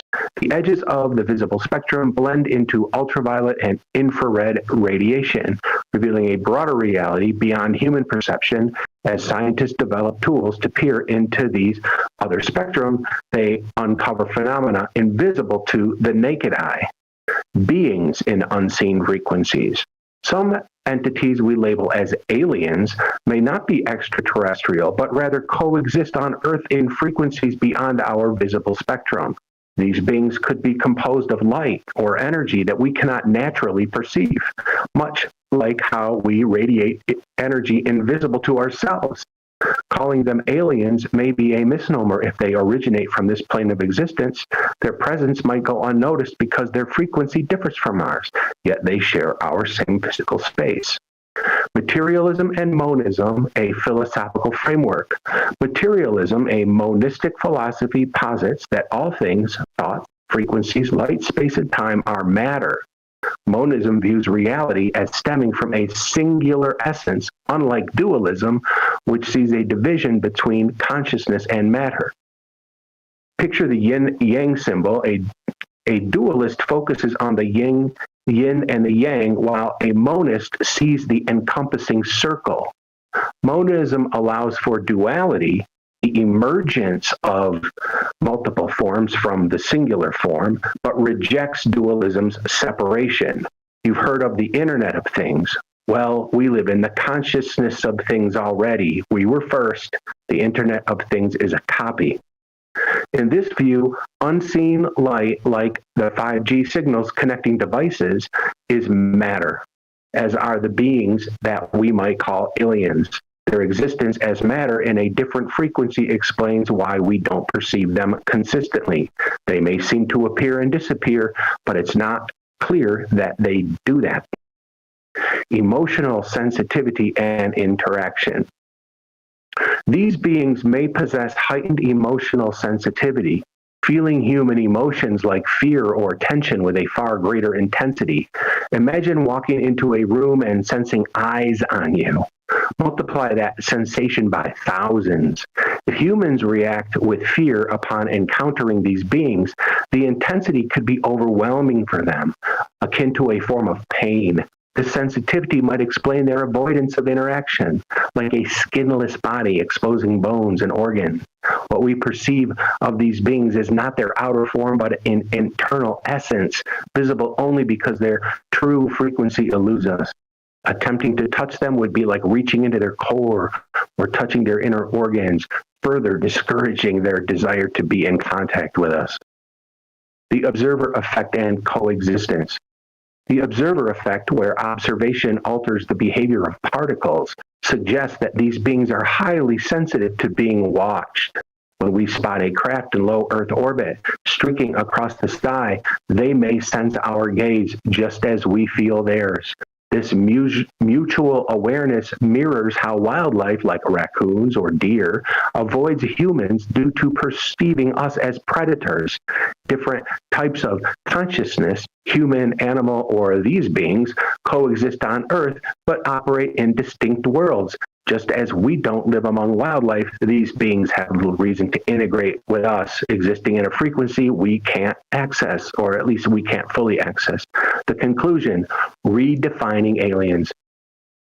Rather than alien visitors, these beings may be or may have been native to Earth, existing in frequencies beyond our perception. Their avoidance could stem from their sensitivity to our emotions and the incompatibility of our respective existences. As humans don't live among wildlife or other species, these beings have no need to integrate with us.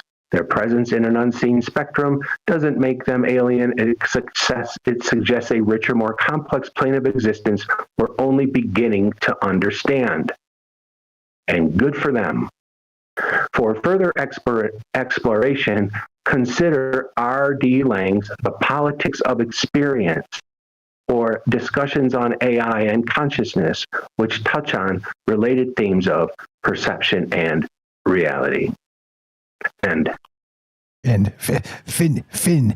Yeah, okay, and there's a ton there, and I think you're right. As part of the core aspect of that, in my opinion, is that we're always doing this too as part of our conversations. Like you said, you and I have talked about this in the past, and we'll continue to talk about this, is reframing what alien means. James says it all the time too, not just because it just means different. And so suddenly, when you start to look at this in a different light, I think reframing aliens entirely for the human space, for all of planet Earth, really becomes the next frontier. And I think we should consider it quite a bit more. Fire stuff. I love that. What else you got? Well, I think that this relates to the discussion of the Palomar phenomenon. Because, I mean, I don't know. I remember one time I was looking at the Big Dipper, and I can't remember the name of the star, but it was the bottom right-hand star of the Big Dipper, and it was throbbing. And I'd never seen a star that I've looked at a million times throb. I mean, it was like pulsing, you know, and it has never done it since. I've only seen that happen once. So these anomalous things where these stars disappeared, like what might have been there might still be there. What might have been there might have been a reflection, like was suggested, or they may have been supernovas that just are done now. Like we just don't, like there's no, you know, there's obviously no way to know, but I think that we know that light bends. We know that that theoretically, and it is being experimented with, the concept of bending space. There could have been another anomaly in another place that kind of bent space and like put those kind of the image of those stars in that spot for a while, and then that space bent out, you know, and then they went back to where they belonged. There's so many. I got the music. I'm going to take off. Thanks for having my call. You're the best. Appreciate the call. Thanks for reading that essay. Fire as always. That's Herschel, the official man of Troubled Minds. I'll tell you all about it when we get back. TroubledMinds.org/friends. Be right back. More Troubled Minds coming up. We got more from James. We got Derek the Night Stalker and your calls as well. Don't go anywhere.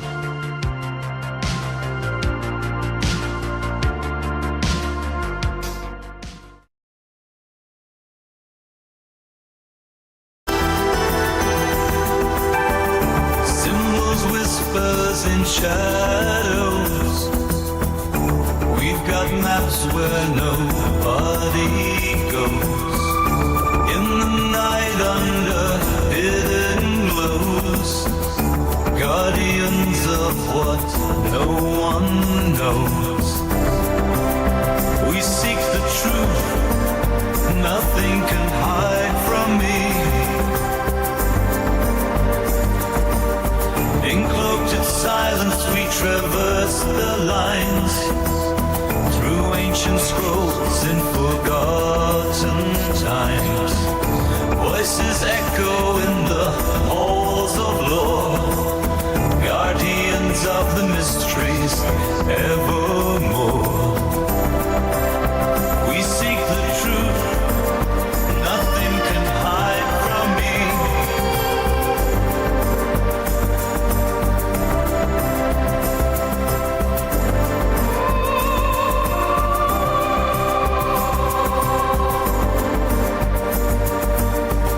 Shadows meet in cryptic disguise, our eyes sharp against the everlines. With silver threads we weave the stealth to guard the past, forgotten well.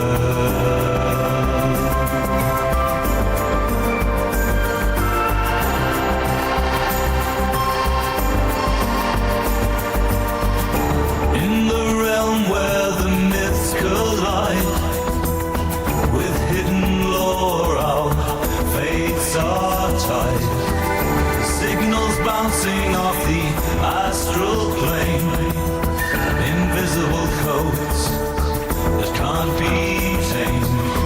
We decode the stars under the midnight veil. A state and sunken sweat midnight hail. In the echoes of time where the legends lay, we tread the path where shadows play. With spectral eyes we discern the truth, unraveling tales from ancient youth. Something like that, right? Hope you guys are well tonight. Thank you, Herschel. Fantastic stuff as always. And I like that. The man of troubled minds. I like that. Sometimes you're just good at all the things. And Herschel's definitely one of those guys. Yeah, the Palomar anomalies we're talking about tonight. And what do you know about it? It gets weird, right? And that's exactly the point of this. What are we missing as part of the conversation? If I missed anybody, just say hi in the chat, and I'll say hi back, trying to keep up with everybody there. And what is up? What's up? Hail Elmo? Yeah, Beetlejuice. Beetlejuice, Tabby Star. I'll talk about that in a minute when we get back. The Robert adds, thank you for the generous tip over there on Rumble. He says, we can only hope a day doesn't come when an advanced civilization outside our planetary system steals our sun and we instantly freeze to death. Yeah, let's not do that. I think that's definitely violating the Prime Directive. Yeah. Here we go. Troubled minds happening now. We got Derek the Night Stalker coming up in your calls as well. More from James here. Oh, we go.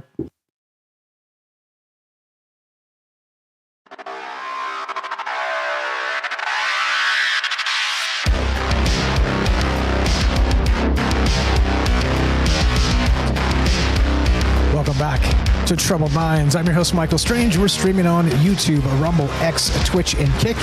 We are broadcasting live on the Troubled Minds Radio Network. That's KUAP Digital Broadcasting, and of course, 88.4 FM, Auckland, New Zealand. Tonight we're talking the Palomar Anomalies, when the stars shouldn't vanish. And again, this is a scientific paper brought to you by Beatriz Villarroel of Stockholm University and friends. She's got some all 15 authors of this. Links are in the description. Go give her a follow on Twitter X as at Dr. Beavillorrorel. Links are in the description. Please do that. But look, basically the Palomar Sky Surveys were in the 50s, and they found all these amazing things. And now we're going back 75 years later and double checking, and there's missing stars, which has been covered, a little bit here and there in the mainstream stuff, in the mainstream space over the last couple of years. But now she's finding that there's these anomalies, transient anomalies, she's calling them, that are actually possibly, she's saying, think mirrors or glass, like reflective things just chilling out there that we detected as stars initially.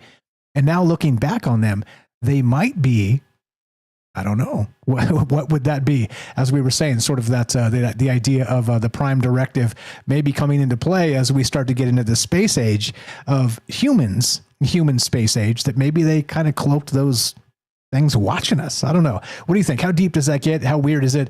A lot of ways to look at this, and that's exactly the point. Anything on that, James? And we'll go to Derek the Night Stalker. Yeah, great call from Herschel. I was just thinking too about how you have lens caps for cameras. What if those are just giant cameras, and the lens caps are put on? In other words, some giant opaque object was just slid over these things, and that's why they're gone. And just regarding the Prime Directive thing, there is, that's a good idea and a good possibility. But also then if you would put in all you factor in all the UFOs and everything seen around the planet, all the experiences people have been having for who knows how long, then it makes you wonder, is there really a Prime Directive? But also, the Prime Directive, they would watch, but they would also usually try to get close to the civilization to see how far along they were. And that didn't always go well in the Star Trek series. There were mistakes made more than a few times, and but it's just making me think now. Is it that mistakes are being made, or is it that they just don't care? And it's sort of the opposite of the Prime Directive. They can do whatever they want, and it doesn't matter if we see them, because obviously, as a civilization, we have not decided that aliens exist. Indeed. And the debate rages heavily. Well said, all that. 702-957-1037. Click the Discord link at troubledminds.org. We'll put you on the show. Just like this. Derek in Massachusetts. The Night Stalker. What's going on, my man? How you doing tonight? Thanks for popping in here. I know you said you're busy at work. I appreciate that very much. What do you got? This is, again, we've talked about this a number of times.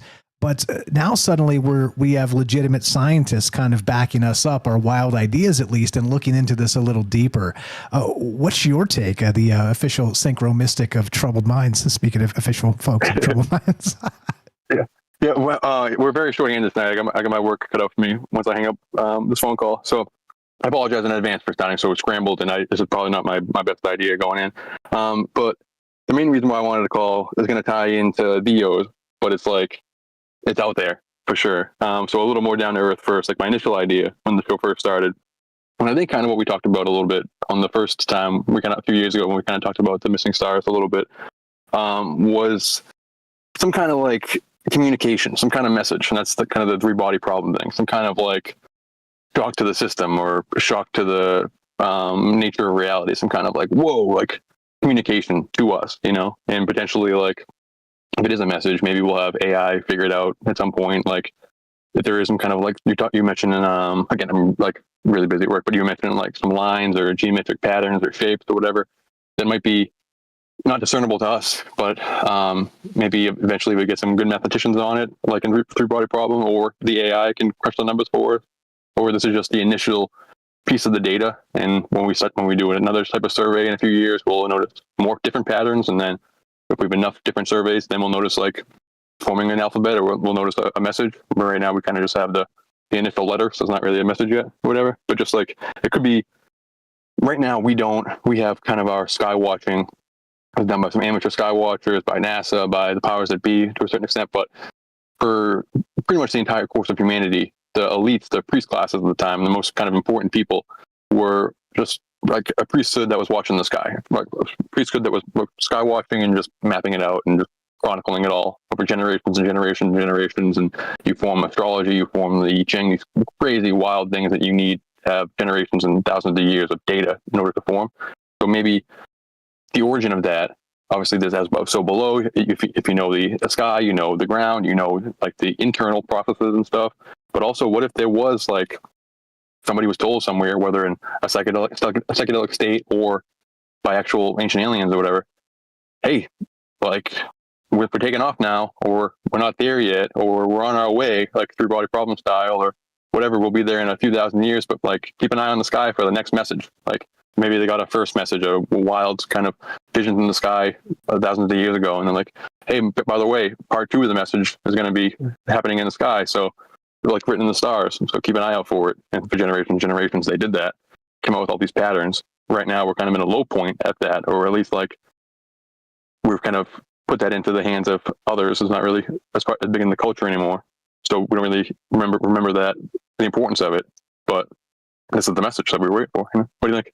Yeah, I dig that. And especially since, again, we're kind of stumbling on this again, and it's 75 years removed from when they actually did the initial survey.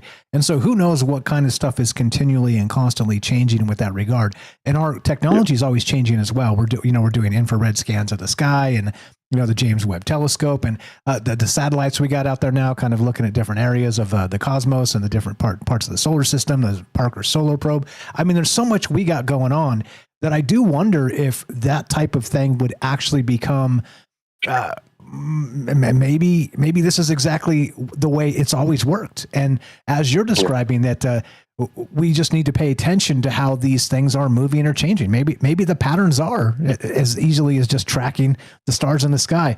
And it would make a ton of sense too why the ancients watched so closely and made, star maps written in stone. I mean, I wonder, right? Yeah, exactly. It's really trippy. Like the big kind of, I don't really want to spoil it. It was kind of spoiled when we had that guest on to talk about 3-body problem. Because I think he read the books or watched the the original version from China, which goes further than us. But like, so I don't want to give this away. But what was presented in the story of like alien ships that are arriving is not what's coming, and it's more so what we're talking about with like Carl Sagan's Flatlanders and everything, that we're dealing with a Cthulhu-like entity or some kind of thing, like a fifth dimensional entity or something that's beyond, like outside of our realm of existence, and needs to clue us into the fact that they even exist in order for us to like do what they want us to do, basically. Like if they're trapped in a jail cell or whatever, or if they're trapped outside the house and there's like a dog inside the house, like in Pirates of the Caribbean when Jack Sparrow is trying to get the dog to give him the keys so we can get out of the jail. Like the dog's not going to understand that whole process. Hey, you got to open the door for me. Like learn how to stand up and open the door and all that kind of stuff. You have to like over a long period of time, like get the dog's attention. You got to get the dog to move over to you. You got to get the dog to do this and do this. And maybe that's like what kind of all like these cosmic waves we're getting sent down. Like cosmic wave. So they build this invention, and then once they build that invention, they'll learn about this, and once they learn about this, they'll figure this out and stuff. And this is just one of those things. Now we have like the technology to notice it. I don't know. But just for the more more wild thing, to touch on what Theo was talking about. Like, what if we're in the middle of some kind of like cosmic war between advanced entities, and this is kind of just the only like thing that we kind of really notice? Like do ants notice when humans are in World War III or World War II, unless like their anthill gets blown up? Like, if just soldiers are marching to war, do the ants underneath the ground have any kind of understanding of that? And it really only crosses their path when they directly get stepped on by these things. So our sun wasn't like flipped out of existence if that's what's happening. But what if there is kind of a cosmic war that's happening? And the first thing we notice is that the stars that are being blinked out. And then kind of like, what if this DC flap is because someone is trying to get our attention like this, like to look up? That's kind of the point of it, like to see if we're capable, if we notice this thing, if we have the technology to notice, maybe we can be recruited for some kind of interstellar war or whatever. And there's this YouTube channel called Quinn's Ideas, shout out Quinn's Ideas. He just kind of like gives summaries of like high sci-fi, hard sci-fi stuff. And I got into him like all the Dune books. Like he dives into all the Dune books.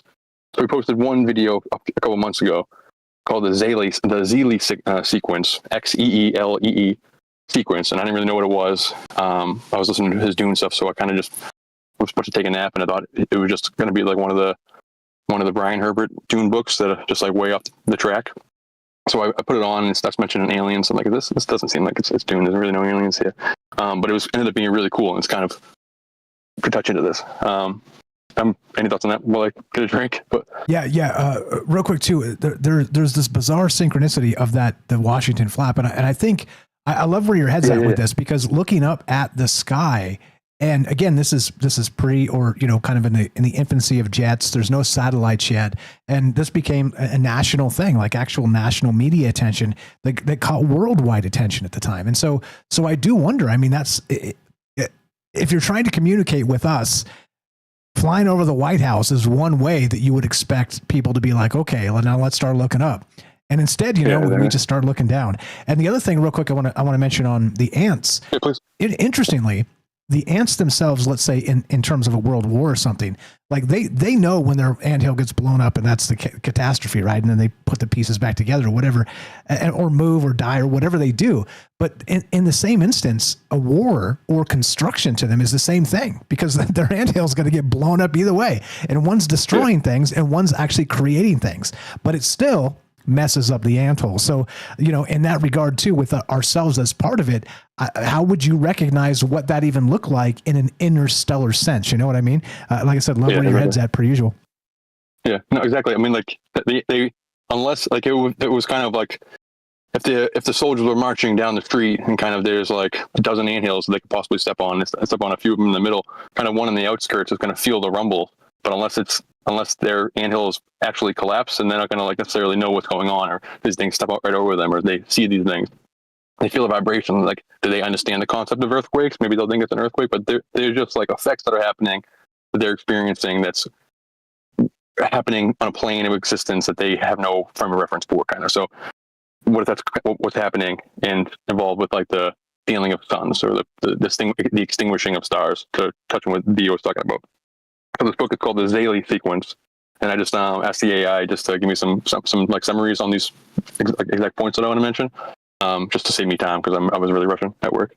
I don't mean to redo all this reading, but the Zeelee sequence is a series of hard science fiction novels and stories. And this stuff, like I haven't touched on it in a few months, but it really blew my mind when I was listening to it. And there's some like, I'm kind of forgetting them now, but there's some cool. What I'm going to talk about is not the cool stuff, but there was really cool things. And what I'm going to talk about is going to sound fantastical, but the book is seemingly so hard sci-fi that at the other end it gets so hard that it almost becomes fantasy. That it's just like such a heady idea that it almost becomes fantastical. But the Zeelee sequence is a series of hard sci-fi novels and stories by Stephen Baxter that explore humanity's future in the universe amidst a vast cosmic conflict between a supremely advanced Zeelee and the dark matter entities known as the Potino birds. So basically, humans are starting to colonize space, and this book takes place over like millions and hundreds of millions, and basically the entire course of humanity, and then the universe as a whole, and like humanity's expansion throughout the universe. So we start to like create Dyson spheres. We start to colonize the galaxy. We start to colonize or the solar system and the galaxy, and yet it like keeps expanding out until we come up to like other cultures, like we have cosmic wars with other cultures and stuff. But then they eventually get so advanced that they realize that there's like a supreme intelligence, something on another plane of existence, something that's like not doesn't have soldiers to battle. They're like a 5D type of society, so to speak. Not technically that, but just like unbelievably advanced that we don't notice them unless we get like somewhere near their level of advancement, that we're not even like close to being able to see them. So an overview of the Zeeli. Zeeli are a supremely advanced ancient species in the Zeeli sequence by Thurs. They possess technology that allows manipulation of space-time, construction of megastructures, and travel through universes. The Photino birds are entities made of dark matter associated with hypothetical photino particles. They inhabit gravity wells of stars and seek to cool the stars by inhibiting nuclear fusion. Humanity discovers the Zeeli through their own expansion into the galaxy and encounters with advanced artifacts or remnants of Zeeli activity. Basically, like they notice like a solar system and is kind of aligned in a weird way that shouldn't be natural. Something like that. Like we're talking about, like advanced culture that can blink out the stars potentially to give a message, like something so advanced like that. The details of this discovery are part of the broader narrative exploring humanity's place in the cosmos amidst greater conflicts. The dynamics of the war, the Zeeli-Photino War. The Zeeli are fighting to maintain their control and projects involving supermassive black holes and cosmic structures against the Photino birds' influence. They seek to counter the Photino birds' alteration of stellar evolution.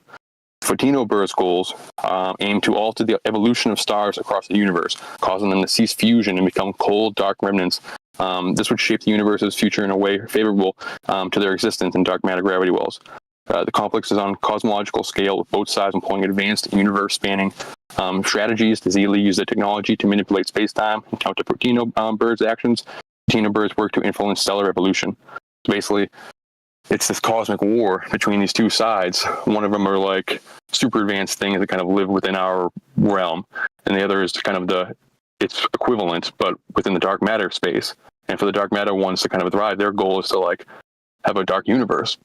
And if that happens, then all life kind of gets blinked out of the universe. So, essentially, I'm like, long story short, kind of, it tracks this like a super advanced AI that ends up in this kind of ends up watching kind of the stars all blink out around him over the course of millions and millions of years until it's kind of alone in this dead universe because these Photino birds killed it so that they can survive in this dark matter universe instead, you know? And just, how would we even comprehend that? We wouldn't notice that at all. Like, if our stars was one of the ones that got blinked out, then we realize it. And now we're just seeing some stars get blinked out off in the distance. Oh, that's kind of weird. I wonder what that is. Like, is that a smudge on the glass? Like, you know, what do you think? Yeah, exactly. Well, it kind of reminds me of the war thing you were talking about earlier too. The ants in the war as well. The war analogy. Exactly. Let's say they were drawing, you know, the power of suns as sort of a reload, as ammunition or something. And so the fight's going on, who knows where, maybe even in a like dimensional space or something. But the way they do it is by drawing the energy from these stars and blinking them out in a short period of time. And so they don't go supernova, they don't go black hole. They are just literally drawn into a power source of a cloaked technology that we would never be able to see anyway. And I mean, surely you could create something like that as a, you know, maybe a, hey, we're here type of thing, like you were describing earlier, sort of like a crop circle in the sky sort of situation.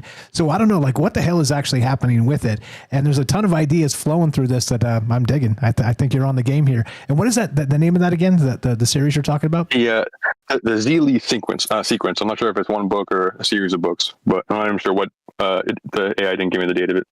But XEELEE, the Zeeli sequence. And yeah, I mean, it's in this case, the battle is literally about the suns. So it's not like it's like using them for fuel or whatever. It's that just like the peak of advancement in like the realm of light, basically, in the observable universe, but like not really observable to us just because they're unbelievably advanced. So basically, like we talk about the galactic octopus at the center of the galaxy that would use panspermia to populate, like imagine an entire civilization of that or more advanced or whatever. And we don't even notice them until we get like to Dune level of advancement, and like just unbelievably advanced.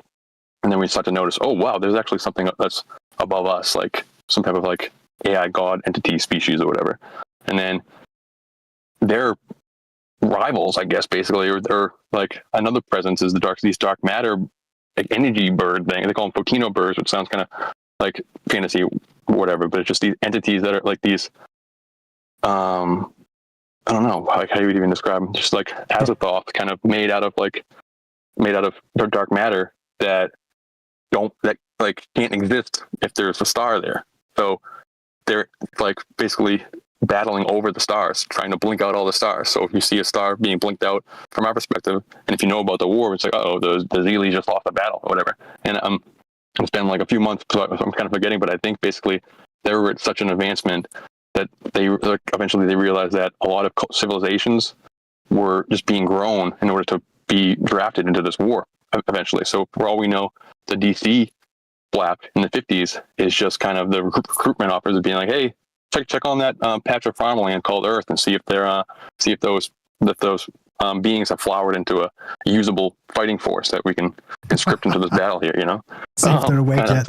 Yeah, I'm reading this. So I'll drop this Zeeli sequence, the Wikipedia, in the description so you guys can check it out if you're into it. This is wild. Just real fast. So it's a intergalactic war with an enigmatic and supremely powerful Kardashev Type 5 alien civilization called the Zeeli.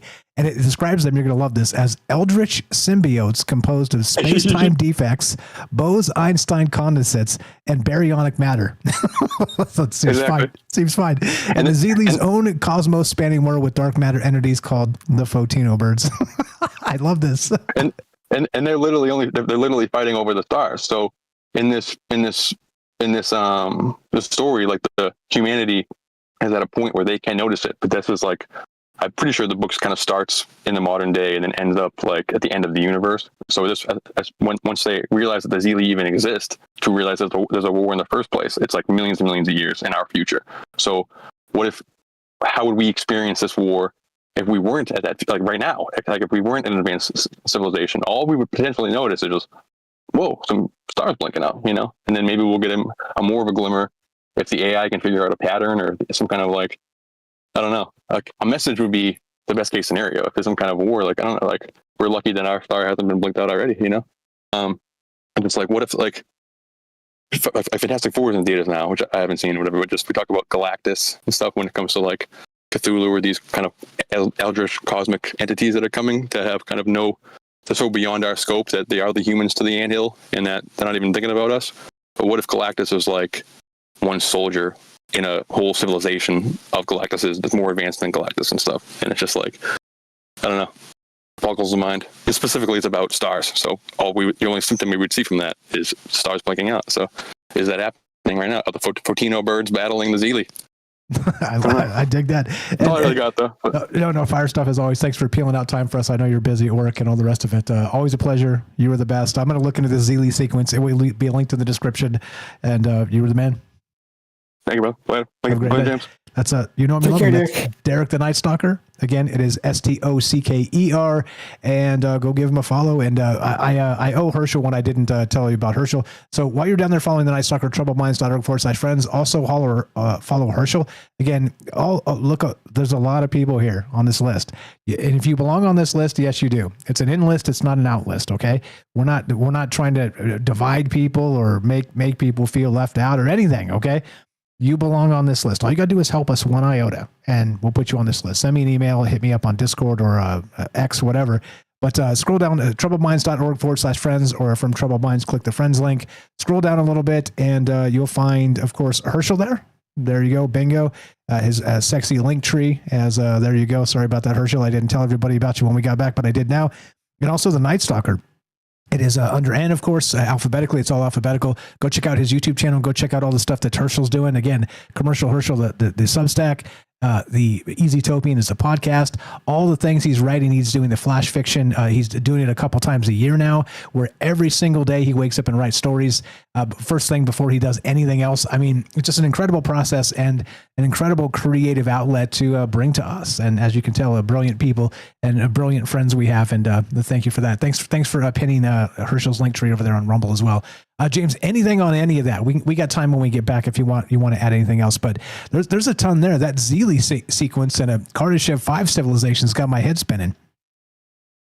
Yeah, it really is amazing. Great call from Derek as always, and I will get into it more when we get back if there's time. But it's really wild because slight spoilers, and I don't have to go into a ton of detail. But for the Star Trek universe, they later on in the series, in the series of all the shows, they get to a point, the Federation gets to a point where they have such major enemies that they do start looking to every other world they can find that they haven't added to the Federation yet to recruit them to help fight those enemies. Not even joking. That's in the TV and movie series. Here we go. Strap in. You guys ready to encounter the intergalactic war? Just look to the stars, and the pattern is there. So wild. I love it. Thank you, James. You're the best. Follow James while you're down there. troubledminds.org/friends. Follow James, the again, not just a dear friend, the glue of the show, but the paranormal expert of Troubled Minds as well. All the places, all the things, and thanks for being part of this, James. We'll talk to you when we get back. There's a lot here. There's a lot in play, and we started with the idea of these stars vanishing. Now, when you go back and look at the sky survey, now there seems to be this synchronicity event in 1952 with the UFO flap in Washington, D.C. What the hell does that mean? And how come not just stars vanishing leads to this weird synchronicity with 1952 and DC, but also these transient events which seem to be anomalous objects reflecting light as if they're alien craft? What do you know about it? 702-957-1037. This is Troubled Minds. I'm Michael Strange. Be right back. More after the break. Nobody on the line if you guys want to jump in here. Don't go anywhere.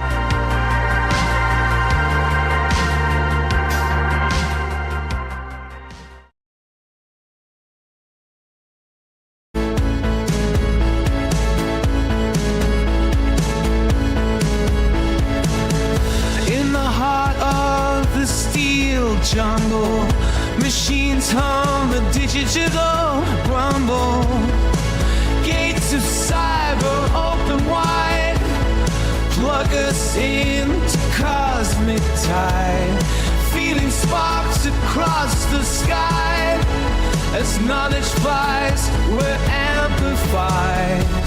Stargate, Stargate, Stargate, open to the in this massive data center dome, eternal truth start to roam. Circuits flicker with endless fire, data streams that never tire. Unified by electric dreams, unlock the truth in silver beams. Stargate, Stargate, Stargate, open to the arcane fate.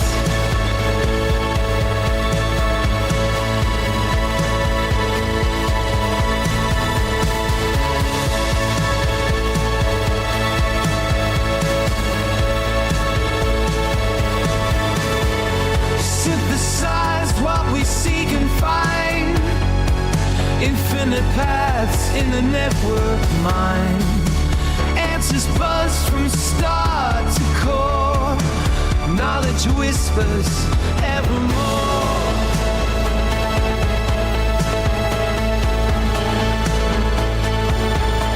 Stargate, Stargate, Stargate, open to the arcane fate.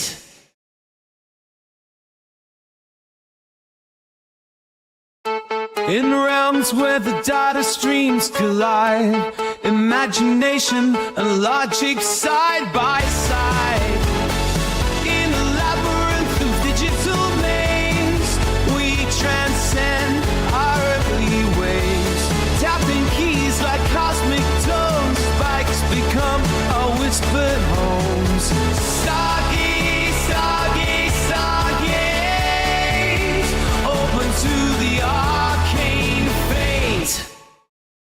Right? Yeah.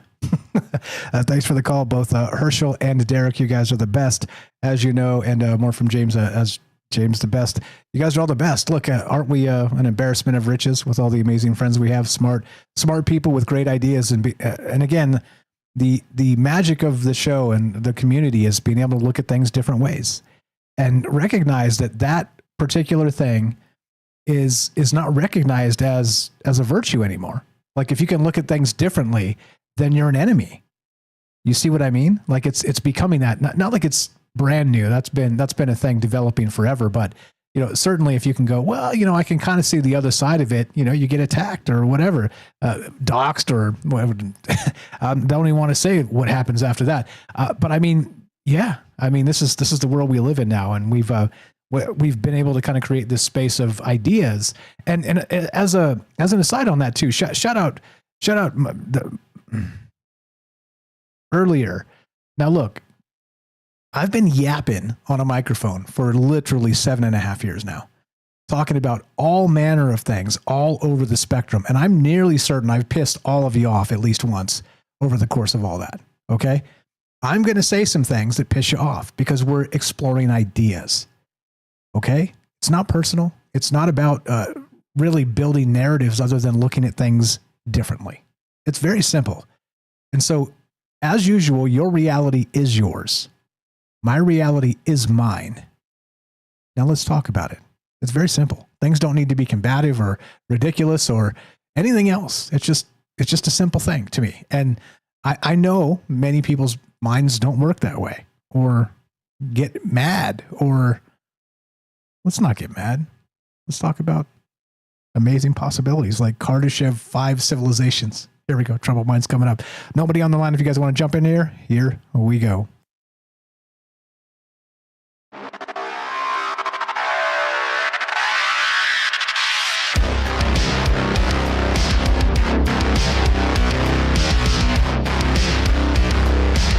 Welcome back to Troubled Minds. I'm your host, Michael Strange. We're streaming on YouTube, Rumble, X, Twitch, and Kick. We are broadcasting live on the Troubled Minds Radio Network. That's KUAP Digital Broadcasting, which you can find at troubledminds.org. Right on the very top, just it's the black button. Click that, you get the radio. When we're live on this show, you actually get Troubled Minds live right there, right on the very top. No matter what page you're on, right there. And so you don't have to worry about getting, paying for some video streaming service and putting it in your pocket. It's free right there. Click it. It's an MP3 stream and come listen, come hang out. And of course, 24-hour programming from tons of amazing people, including James, of course, the paranormal expert at Troubled Minds, as you know him, you love him, and many other folks who have contributed to it. Herschel's on there, Ricky, so many great folks. Serena, shout out back in the day. APOC. Is APOC on there? Maybe eventually. Jan is on there, the Arcane Observer. So many people that have been part of this are also on that radio network. So check it out. Support the fam and go listen to the stream and come hang out. Just be part of this because, like I said, this is not something that is, it's not lucrative. Okay, trust me on that. James, confirm. Lucrative? What are you talking about, Mike? We're making all kinds. No, we're not making all kinds of money. Please support the fam in all the ways, and that's one of the ways to do it. Go listen to that radio station. I'm trying to work on some things to get us in a larger audience space. Okay, it's just picking out the right audience space because look, I've had chances, and you guys let me know how you feel about this. Never mind. This is a derail we don't need right now. I'll talk about this on sort of a non-topic show. We'll discuss these ideas, but basically I don't want to put us in a space like a weird political space. You know what I mean? Where it's like either super lefties or super righties or because those are the types of spaces that are, kind of generating content and needing additional information and people and things. And I'm just like, I kind of don't like either of those things. Anyway, James, back to you on this. And shout out Sweets real quick. I got you. We'll figure this out. Okay. The Sweets band, the Restream bot. James. Okay. Oh no. So yeah. We'll figure out how to fix that. It happens. Yeah. Everyone bans the wrong person at least once. If you're a moderator, I think it happens once. Yeah. I think did I ban myself once? Maybe we'll work on that. But okay. So Derek had a ton of stuff that he brought to the thing here, including of course that Kardashev 5 civilization and the idea of the Zeely sequence. Take that anywhere you like. Love to hear your thoughts. You had some additional stuff you wanted to add. All yours, man. Go right ahead. Well, it's just amazing because in the Star Trek universe, there really are the big thing was for a long time in the TV series and the movies was just the idea of exploration, which is good in a way, but also bad in other ways.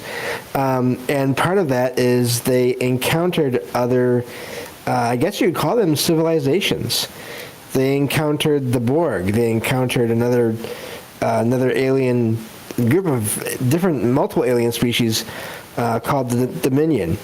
And these were huge empires, pretty much, that were moving outward, moving forward, trying to take over. And so what was amazing to me is with everything Derek was talking about, the Federation, even though it didn't start out as the idea of taking in more planets, more civilizations to get more powerful, it ended up being that way because they were fighting really a war on two fronts at different points in time, and they were barely holding together. And so they were literally trying to, they were reaching out to all these other planets they could find out there, wherever they could, to see if they'd be willing to join them. And so it's funny how that happens in fiction, and I could see that happening if there's technology that's so far advanced out there that we, again, like Derek was talking about, and Theo, we barely notice it. It just appears as a light or as darkness to us, changing from one to the other. Then there could be that going on. You know, the analogy of the anthill and all that. Just think about that locally. I mean, you know, you can take that to any scale you want, from the anthill to, you know, one part of the world to the other part of the world, to the cosmos. So it really is amazing. Great call from Derek as well. Yeah, and again, so remember that a Kardashev 5 civilization is literally godlike levels of power. And so if you're talking about a cosmic war that's so far beyond anything we could conceive of in terms of that level of energy input and output, clearly it's going to be some level of, I say clearly, conceptually, clearly, in an abstract sense. There we go. Let's make that make a little more sense, because nobody really knows what that looks like. But I mean, wouldn't that be like a war between heaven and hell? You know what I mean? It would be something kind of like that, and that's probably the best way to put it in terms of human ways of looking at that. But it's an unbelievably immense amount of power that's being generated as part of that. And again, I'm not saying it's that. We're not saying it's that. These are possibilities, but you get what I mean. Is that in that space of something we can't even conceive of, God, what do gods look like when they fight each other?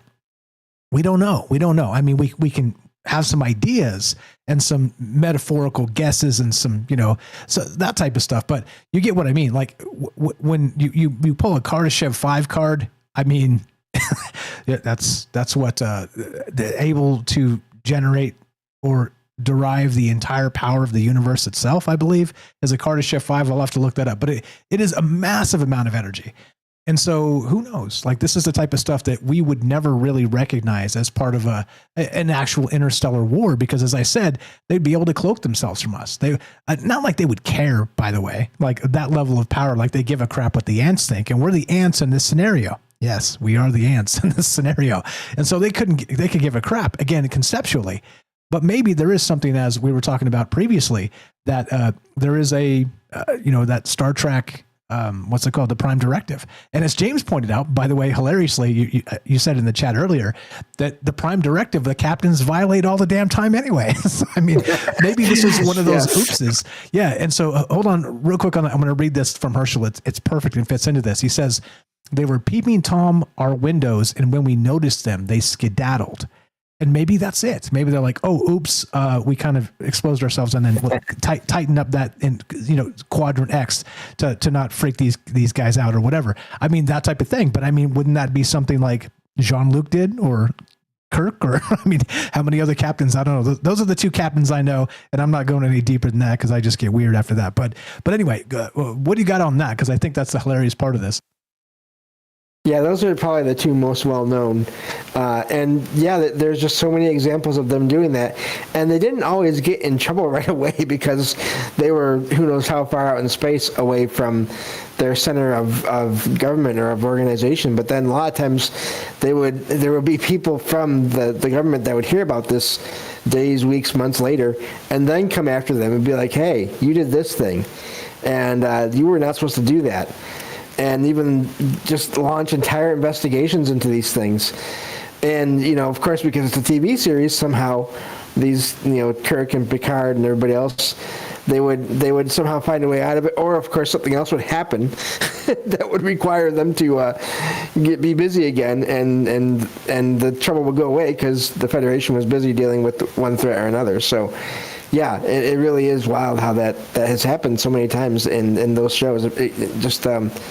I don't even need to go into an individual example because there's probably too many, to be honest.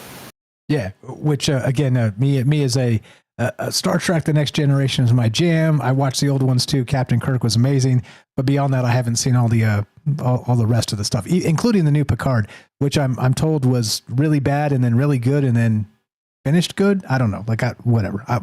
One day I'll catch up and watch all the things. But when I do that, there will be no troubled minds because there will be no time. So you guys decide. Want me to go watch all the things? Otherwise, you'll have to be okay with me remaining ignorant to that space mostly. Regarding, I don't know. I'm not sure what you've covered or not covered in because my mind's in 10 places right now. But I don't know. Anything else you want to add to this? Because I've got tons of stuff, including like that living plasma. I wonder if something like that could exist out there in the cosmic space, sort of the intermediary space, maybe watching us in that regard, sort of back to the Watchers as an aspect. Or there's tons of stuff I can get to, but anything else you want to add as part of anything anybody else said or your own ideas or whatever, blah, blah, all yours, or I'm gonna riff. Well, a couple of things. I mean, if we think of the things that we talked about earlier with suns being moved, there is also the whole idea of the planets and the stars being sentient. What if they move themselves from place to place? That's just something that just came to mind. To where they were there, but then they for whatever reason they decided to move, and so that's why they weren't there anymore. And so yeah, that just makes me think of that. It also makes me think of, again, if a ship is big enough, if a spaceship is big enough, think about, let's say, like mixing our sci-fi here, the Death Star. Now enlarge that to planet size or bigger. Then that would make the planet a planet the size of an anthill, literally, if you could do that. Especially with the size of planets in relation to suns, I know it's quite a bit different.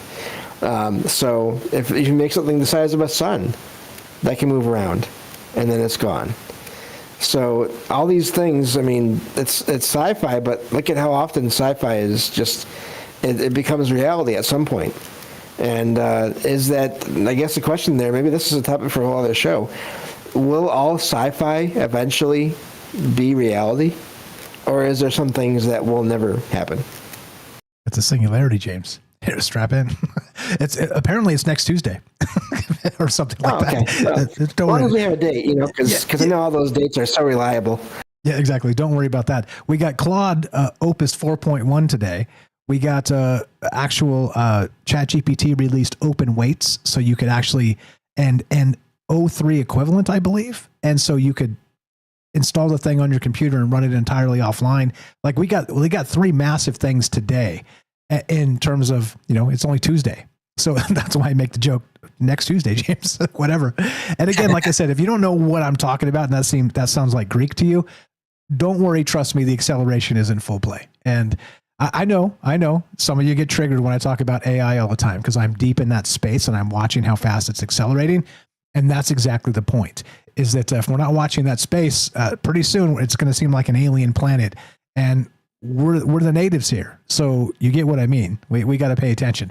So back to this. This is the Palomar Anomalies. When the stars shouldn't vanish. I'm calling this. Read the write-up. It's very good. So I went heavy on details from the scientific paper this time, and I used, by the way, for this write-up, I used the new shiny thing. I used Claude Opus 4.1. It just was released either today or yesterday. And it's very good. It's very good on the details and the statistics and all the things. I'm going to read straight from that because this is important. We're talking about, again, this paper from Beatrice. Can I say her name properly? Probably not, but I'm going to try anyway. Again, give her a follow, Beatrice Villarroel, Villarroel. And the preprint of the paper, it's under peer review currently. And it is about these vanishing stars and these transit objects. And this is what she said. This is a quick post on X from her. Check this out. And this is where she linked it. This is where I saw it. This is from July 27th. This is a preprint of a paper now under review. We first tried in 2022, but it was too early for the journals. Years later, with better methods, we gave it another go. The key question has been, are the transients real or plate defects? Well, there seems to be a clear deficit of transients in the Earth's shadow. If correct, that demonstrates there are highly reflective objects with flat surfaces. Think mirrors, glass, etc. And transients are sunlight glints. And it seems there may be a few more of them we initially thought.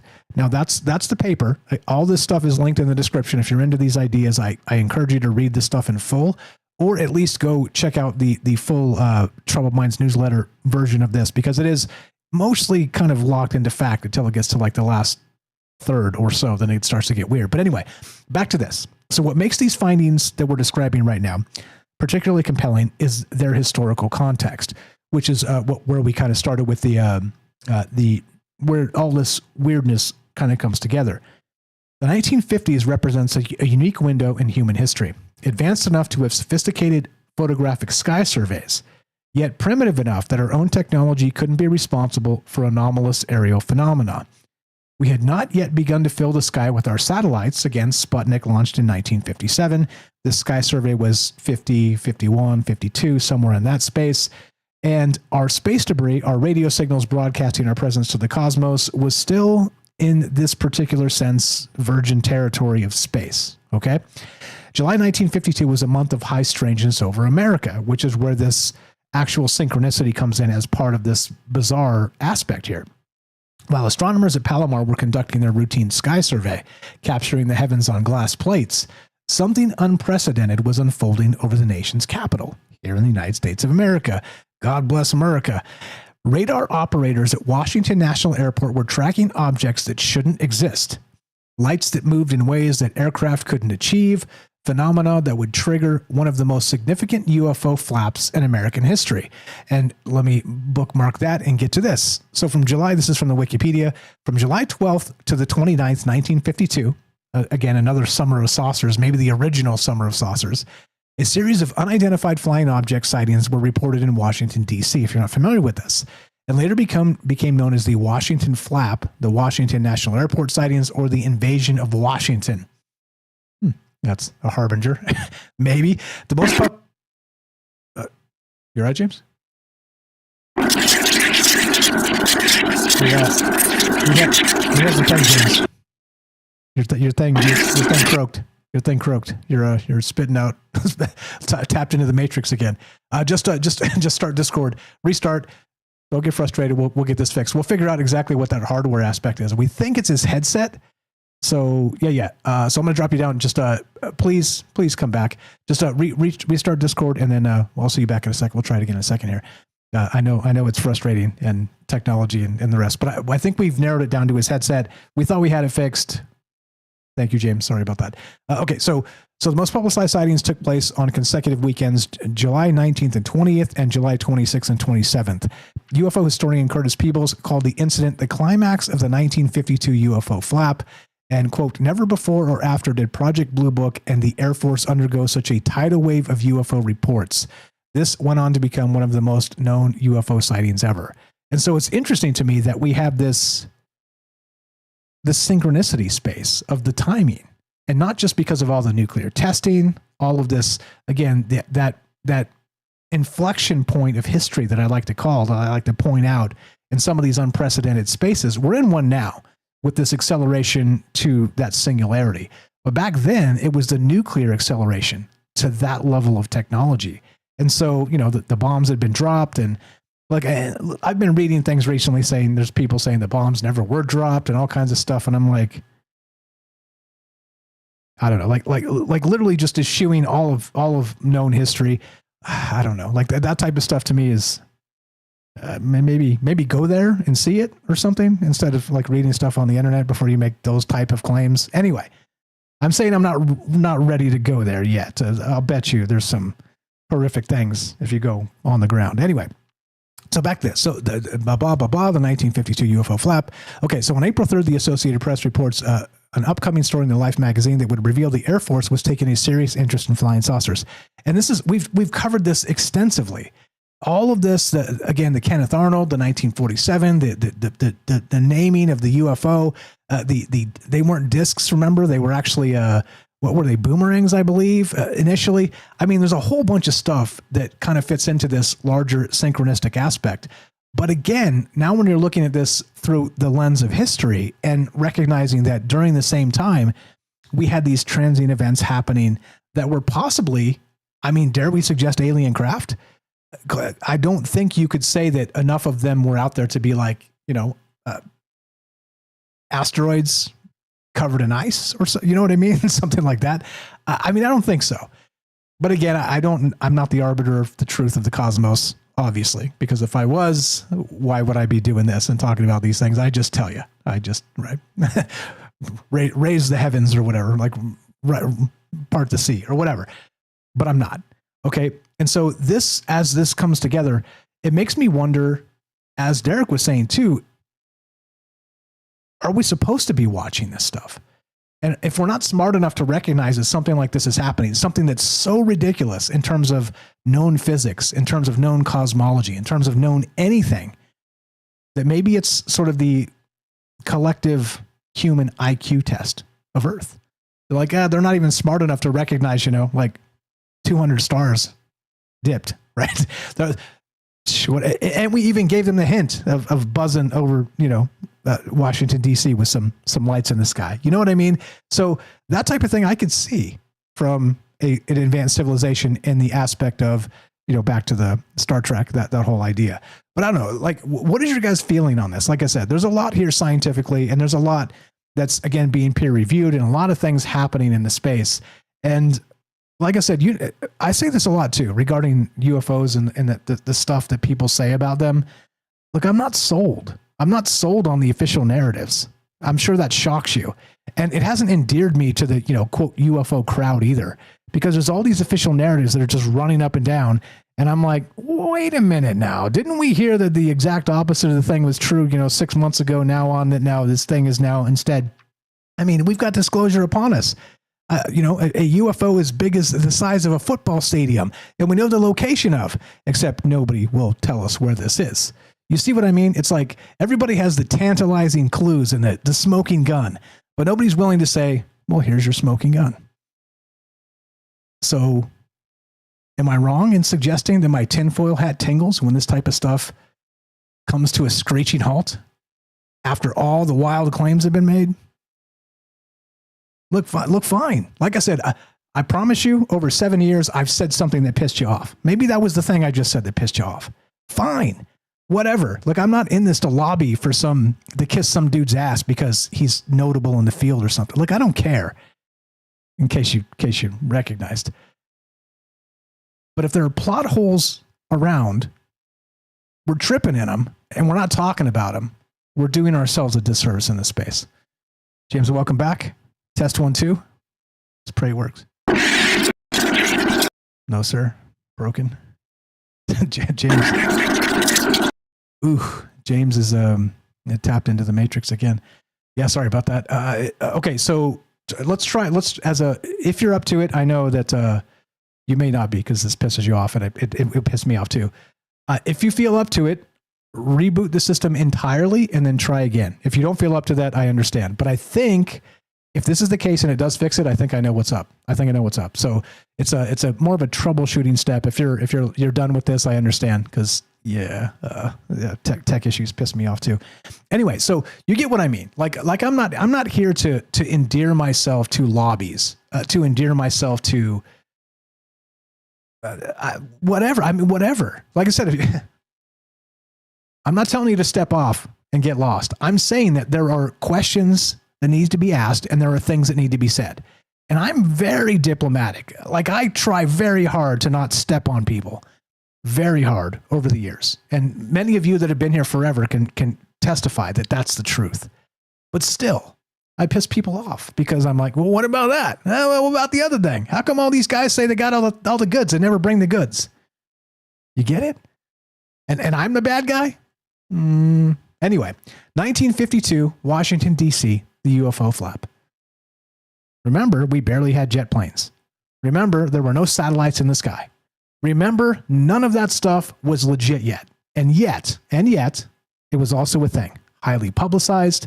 Clearly, I wasn't there. I'm not that old, though I look at sometimes bags under the eyes and all. But you get what I mean here. There's a problem. There's a problem with some of this information. And if there's a correlation, I get it, causation, correlation, wild ideas, etc. But if this timing of this particular thing, the Palomar anomalies, as we're calling them, actually happened during this most famous ever UFO flap, I do wonder if there is some sort of coincidence. I don't know. I don't, but I do wonder. And that's it. James is having an out-of-body experience. I feel bad for James. It is highly frustrating, and especially when you think you got it all fixed and it was fixed, and then suddenly now it's not fixed at all.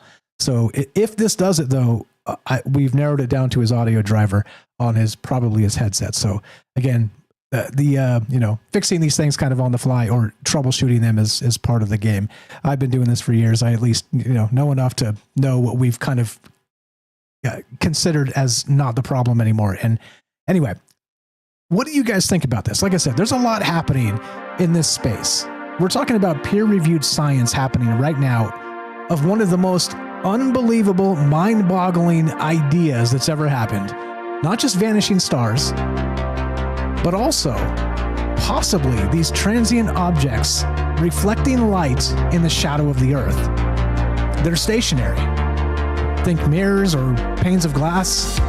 What the hell is that? If that doesn't sound like a spacecraft, what does?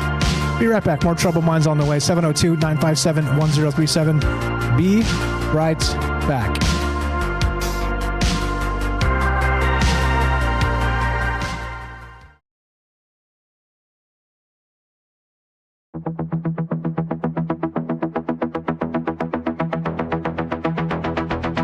Crazy colors swirling, got the laughter in the air. Jesters in the night, they weave magic everywhere. Clowns are juggling dreams, wild world is in despair. Nothing's quite as certain when reality's a game. Chaos in the corner, whispers calling out your name. Look around, it's laughter, even when we're feeling pain. You know what you want me, there'd be nights like this. Nobody warned me, there'd be nights like this. Nobody warned me, there'd be nights like this. Strange nights I insist, strange nights I insist. Dancing shadows flicker under neon all aglow, while the stage is set for tales that nobody will know. Echoes of the laughter as the lost ones see the show. Life's a playful circus where the chaos takes a bow. Joy and sorrow blending in the rhythm that we vow. Join the ride of madness, it's the only way for love. Nobody warned me, there'd be nights like this. Nobody warned me, there'd be nights like this. Nobody warned me, there'd be nights like this. Strange nights I insist, strange nights I insist. Twists and turns and shadows, laughter in the night. A tapestry of madness, dancing with the light. Fools and fun were woven, chaos in our stride. Embrace the wild, let the laughter be our guide. Nobody warned me, there'd be nights like this. Nobody warned me, there'd be nights like this. Nobody warned me, there'd be nights like this. Strange nights I insist, strange nights I insist.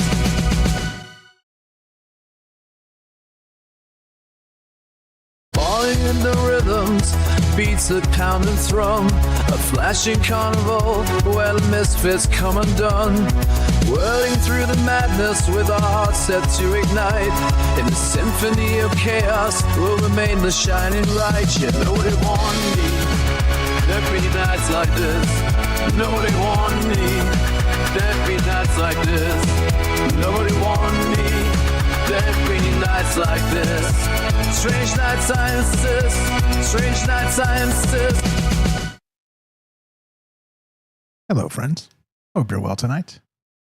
Shout out, James. Sorry about all that. The tech stuff is not fun. It is not fun when things go poorly.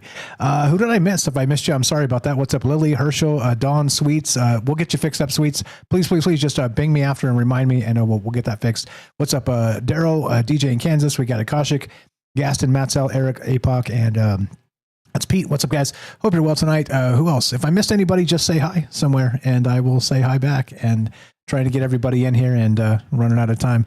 Celia is here. Good evening. We got Christy. How you doing? Good night. Everyone should be asking, what about that? Yeah, right. Exactly. Thank you, Danny. Jeez.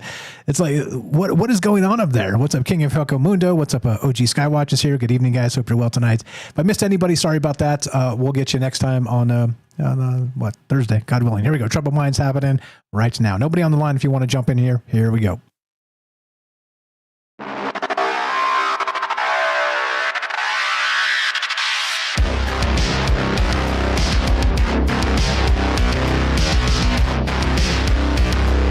Welcome back to Troubled Minds. I'm your host, Michael Strange. You know where to find us, all the things. Troubledminds.org. Click all the stuff. 88.4 FM Auckland, New Zealand, KUAP Digital Broadcasting. Tonight we're talking, again, the Palomar Anomalies, when the stars shouldn't vanish. And like I said, this is one of those things that, look, maybe they find some data problem and, they're like, oh, sorry, my bad. Maybe as part of the peer review process that happens. That's fine. That's exactly the way science is supposed to work, okay? If you can do something amazing or sort of catalog something inexplicable, the whole point of that is to say, okay, please double check me and make sure I'm not tripping here. And that's where that peer review process comes in. I get it. Also, there's a scientific cabal. Don't get me started on that. But clearly, if you can do something amazing and somebody else can't replicate it, then there's a problem. And this is where this type of thing happens. And why, again, we're early on this because we're early on everything as part of the Troubled Minds aspect. But then beyond that, if something comes of this, that's I don't know, as usual, if something amazing kind of peels out of this, and we're talking Kardashev 5 civilizations or something, like those type of ideas start getting kicked around, like they are sometimes, by the way, like Gary Nolan and some of these guys are talking about, these entities that are, the big P phenomenon itself. And so what does that mean? That would be like a Kardashev 3, 4, 5 type of civilization. We would not be able to define it in human terms. It would sort of be anomalous, trickster-esque. It would be indifferent, maybe. It wouldn't give a damn about us. I mean, there's so many ways to look at that.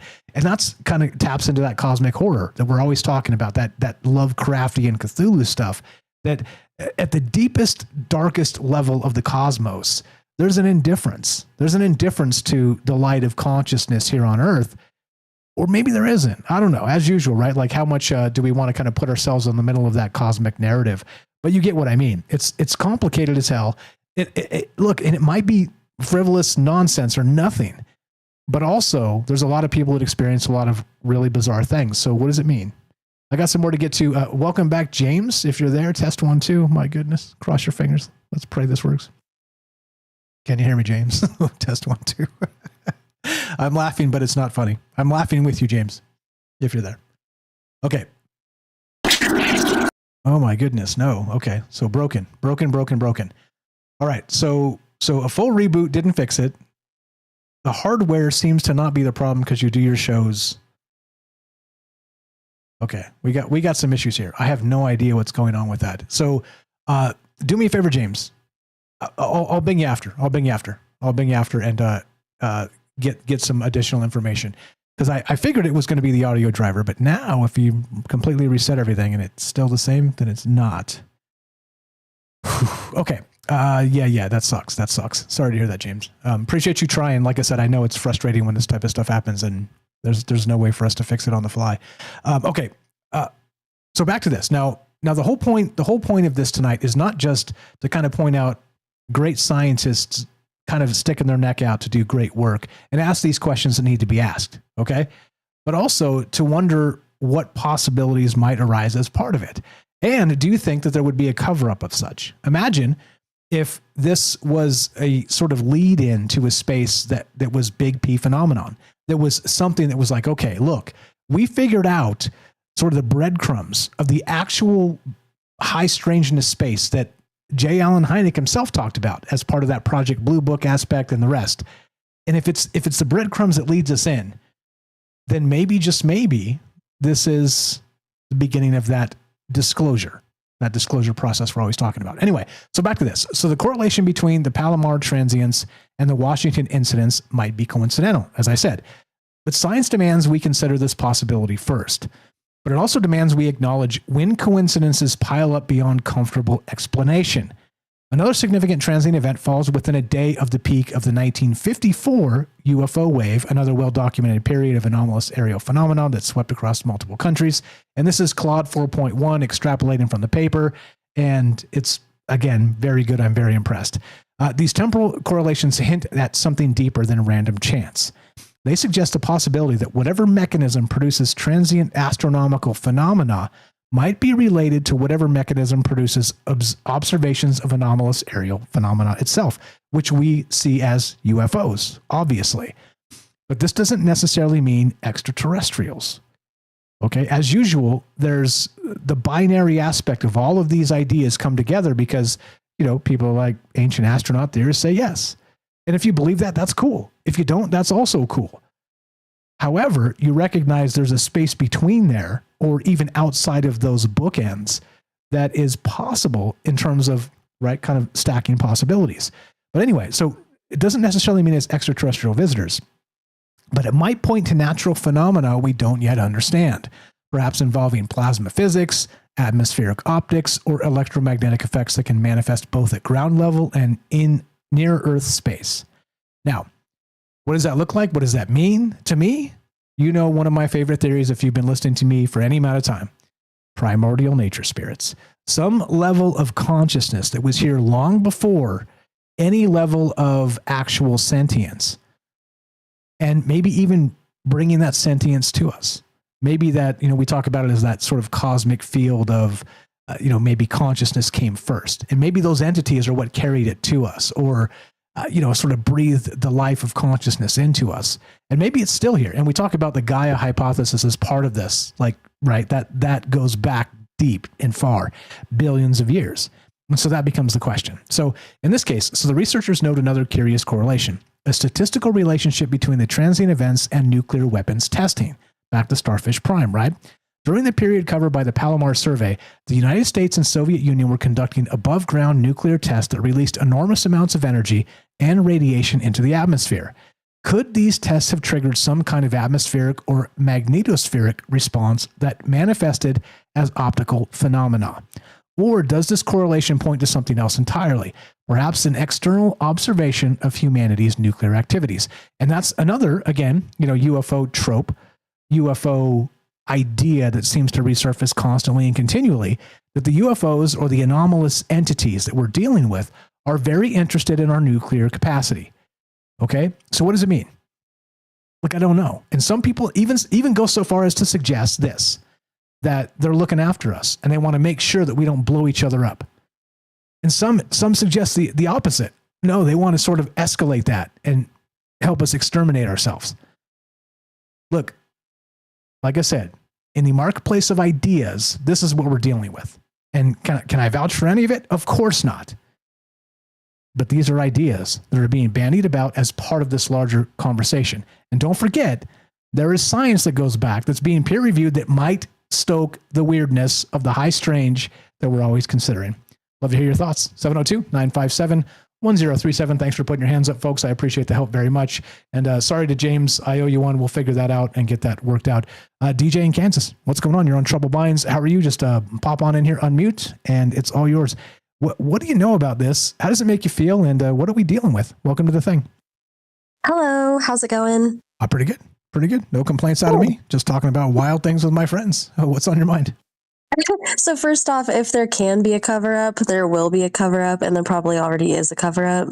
And that's just across, like, my tinfoil hat's radiating with this conversation, because Totally. of course they're going to cover anything up that they can. So even the twinkling of a star, so it's speculated that it's not really twinkling, it's just an illusion caused by the Earth's atmosphere. But like with that electric universe theory, if you believe that 99.99% of the observable universe is a plasma, then that kind of changes things. Because then it would be like a little ray of electricity instead. You know what I mean? Yeah, definitely. And back to that sort of the plasma entity as part of it. I'm not sure if you read the write-up, but there's a chunk in there discussing exactly that and that sort of a holographic theory of the universe. And so, yeah, I mean, so many ways to look at it. And that particular thing makes me go, tinfoil tingling, as you said. It makes you sip the maybe juice, that's for sure. Indeed. Well, then all those ancient civilizations, like, we will never know what the sky used to look like. So, like, what did they see? Like, when there was, like, no light pollution, or was there? We wouldn't know because we weren't there. But there were, like, petroglyphs of a stick man, and they speculate that they were drawing these it wasn't art. They were trying to relay what they were actually seeing in the sky. And it's on every continent but Antarctica that we know of, that like this little stick man has occurred. And it just kind of makes you wonder, like, what kind of events were they watching in the sky? Like, were they seeing nebulas and like plasmic waves? What did it look like before we fucked up our ozone? Yeah, well, not only that. Excuse my language, sorry. Okay, I appreciate that. Look, the wild part is we're talking about 75 years. And now we're like, okay, so all this stuff disappeared. It was also anomalous in the same space. I mean, could have been all kinds of stuff. So like you're describing, I think one of the most important aspects here that I haven't brought up, and I thank you for doing it, is that what did our ancestors see? If in 75 years, we're literally missing hundreds of stars, and then kind of looking back at it and going, wait a minute now, only because we kept meticulous records and actually took a sky survey is the only reason this conversation is happening. And so what did they see? I don't know. Like, this turns this whole thing on its head, because what the hell does it mean? And what have we missed for 1,000 years that has never really been cataloged? Well, and I think that it has been cataloged, but it's been lost to time. So like ancient Sumerians recorded stars and planetary movements. And so did the Babylonians. And it just happened to be on clay tablets that have been lost to time. So then it makes you then wonder, like, how much knowledge have we lost? And also what they did with that too. Like, I think stars are interesting because they mean different things to different people, but I find like the trend is that they're always linked to ancestors, deities, or souls, which is kind of interesting to think about from like the ancient culture perspective. Especially in the transient space of these things vanishing and just being lost to history. Like, what does that mean? And I'm formulating a show. There's an idea here that's a larger contextual space in that. Looking at these stars as maybe lost ancestors or lost ancestral histories that were there and for some reason have now faded away. And the movie Coco comes to mind. I don't know if you've seen that, but I'm definitely... Oh, yes. Right? Something like that. Anyway. Yeah, it's just weird too, because the star alignments, like, so first off, a shout out to all the Leos out there, because it's Leo season. But astrology, like, we wouldn't have astrology if our ancestors weren't looking out at the stars. And also, fun fact for all you star nuts is that Leo was one of the first constellations that man looked at and decided to name Leo. It was basically named after Ishtar with the ancient Sumerians, which is pretty cool. Or Babylonians. I might be wrong. But it's just like, what do we do with this concept of the stars being in the sky and being so mysterious? Because they're so far away. Like, we have the sun. We can look at the sun every day. Yeah, the sun's a star, but what does that actually mean for us? Like, yes, it provides life, but what about all those stars millions and millions of light years away? Yeah, and what do they see? And obviously over there? we built temples. Right. Yeah. Like we have Göbekli Tepe, we got Stonehenge, we got the pyramids aligned with Orion. I don't know. I feel like we're having an issue with society now where we're vastly underutilizing the stars. But what that means, I don't really know. Nor do I. And that's why sort of, again, the wide open space of the conversation, I think might jog something in somebody that means something somewhere that's poignant, that changes their life. And that's okay. That's why these ideas are outside of the political space. Because look what they've done to us. When we talk about possibilities, we're fringe idiots. I mean, yeah, it's not fair. And so bearing the torch. What else you got? That's all I got. You're the best. I appreciate it. Thanks for having me. Thanks for popping in Bye. here. Always a pleasure. Have a great night. That's DJ in Kansas. Again, good friend for a long time on the YouTube and now on the Discord. And yeah, that's what this is all about. Making friends and again, challenging our own concepts of ideas, of structural reality, of what that means. As again, just think of it this way, in terms of a Kardashev 2 civilization, let's say 1,000 years from now, for instance, just for throwing possibilities out there. Do you really think that our human dogma cycles and experiences in science will have any bearing on that 1,000 years or 10,000 years from now or whatever, whenever that comes? Like that is going to be legit magic. And so we're still Stone Age when it comes to quantum stuff. Imagine what the quantum foam brings. Imagine what the idea of something like the Akashic record brings, or information theory as part of a cosmic space. And I'm telling you, when I say these things, it seems ridiculous to sort of the layman or the specialist. But the generalist dreamer can go, yeah, maybe this is where we're headed. But also don't forget, with maybe comes maybe not. That's it. 702-957-1037. Thanks for the call, DJ. Always a pleasure. You guys are the best, as you know. Let's go to Eric in not Iowa, but Ohio. What's up, brother? Welcome to Trouble Cornfield.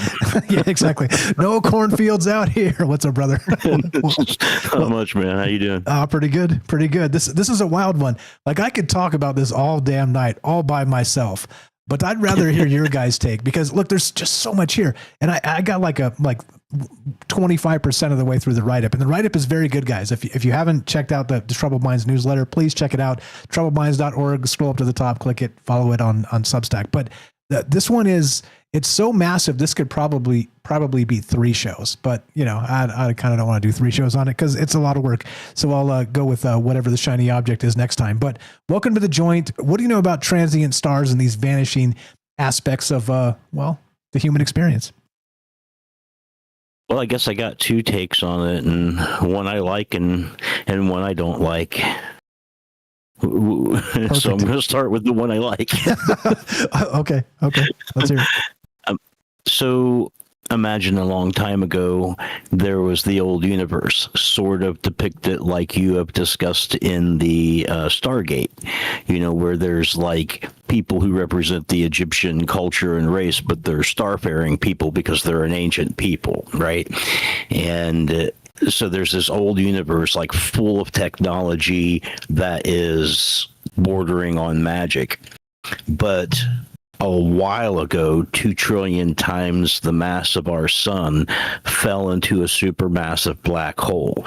Going through that whole process described in the Black Hole Wars by Kip Thorne and Leonard Susskind and Stephen Hawking, where the event horizon of the black hole acts as a sort of temporal stopping point where things get encoded in 2-dimensional space, but all the information is there. Passing through that barrier adds to the circumference of the event horizon of the singularity, but being on the inside of that and having that 2 trillion times the mass of our sun inside of there, perhaps that is what established what we call our local group, which is comprised largely of the Andromeda Galaxy, M31, our own bar galaxy, the Milky Way. I love that it's a bar galaxy, and the Trigolumnian Galaxy, which is M33, and a whole bunch of swarm of dwarf galaxies and stuff, right? This is our local group that we're kind of hanging out in. And it's been proposed recently that this whole local group is within the confines of a singularity, where from the inside instead of the outside, where you're looking at the event horizon as a place that stops time and encodes information, you're seeing it as the Hubble field, that point beyond which you couldn't perceive anything, because if light was coming from that point, it wouldn't have had time to get to you, so you're effectively cut off in that sense. And you would see that expanding away from you, that Hubble view, as the universe, or as the black hole would get larger, as if it fed on anything. And that these lights that can be seen sometimes are the old universe from the outside of the event horizon being perceived on the inside, where we are at, through the filter of the observer effect, so that you're seeing potential patterns that align with an underlying substrate of information that AI arises from, because of the observer effect and the fact that you're contained within a larger universe that you can't perceive, but which may not have forgotten about you, but you may have forgotten about it. That'd be my first take. I like that one too. And again, I think if I recall properly, because 10,000 ideas flow through as these shows come together, I think that Inside the Black Hole business is in the write-up. If it's not, I tweeted about it recently. I don't know. It's in my head. It's definitely been in my head as part of this idea. And so real quick on that, would that be Hawking radiation? You know what I mean? So if we're inside of the black hole. Yeah. Would those be the UFOs? Would those be the UFOs that we sort of see as they're maybe kind of exiting our reality? Or I don't know. If you got a take on that, if not, that's okay. Just kind of came to mind. Yeah, I mean, possibly, because Hawking radiation bleeds off of the poles of the event horizon as the whole thing spins, right? And so it's like really scrambled information, but could also be organized in patterns. Okay. I'll take that as a good solid maybe, and no problem. Not to twist your arm. Just curious about that. And you've heard of time dilation, right? Absolutely. Yep. Okay, so like that's a thing, and one of the things that implies is there is no now. That what's the past for you might be my present, and what my future is might be your past, or some combination of those things. So the fact that we're perceiving time in different ways kind of says that there is no absolute universal now moment. We all perceive the now moment in our own way, which gives rise to block universe theory, which is this theory that the four dimensions of the universe, where time is the fourth dimension, is a matter of navigating through the block universe, so that in certain ways that you move faster or slower changes how time is perceived by you. And then your consciousness can only perceive a slice of it at a time, like watching a movie go by. At 32 frames per second, you only really see one present moment in the film, but the whole thing is written before and after. So it's this idea that the past and the future are already written to some extent and within the block universe. It's just a matter of how you navigate it, which fits in really well with the idea that if you're stuck inside of a singularity, that there is still a connection because of the way block universe would work. Fair enough. It's a lot for a troubled mind. Late, but yes, but which is the point of possibilities. And again, as usual, right? This is very highly theoretical, conceptual stuff. So everybody relax. If you're like, no, everybody chill, everybody relax. So let's get to the idea you don't like. What's that one? The idea I don't like, and I guess I should preface this with the, everybody can find their own truth. Even people that's looking to avoid truth can find that. But in 2025, there was a peer-reviewed paper by Hambley and Blair that noted that in the mid-20th century, observatories distributed glass copies of plates of surveys, and the high-intensity copywriting and development process is the likeliest thing that would have created these bright spots, which were micro dots and static discharge marks that would appear in the transit-like points.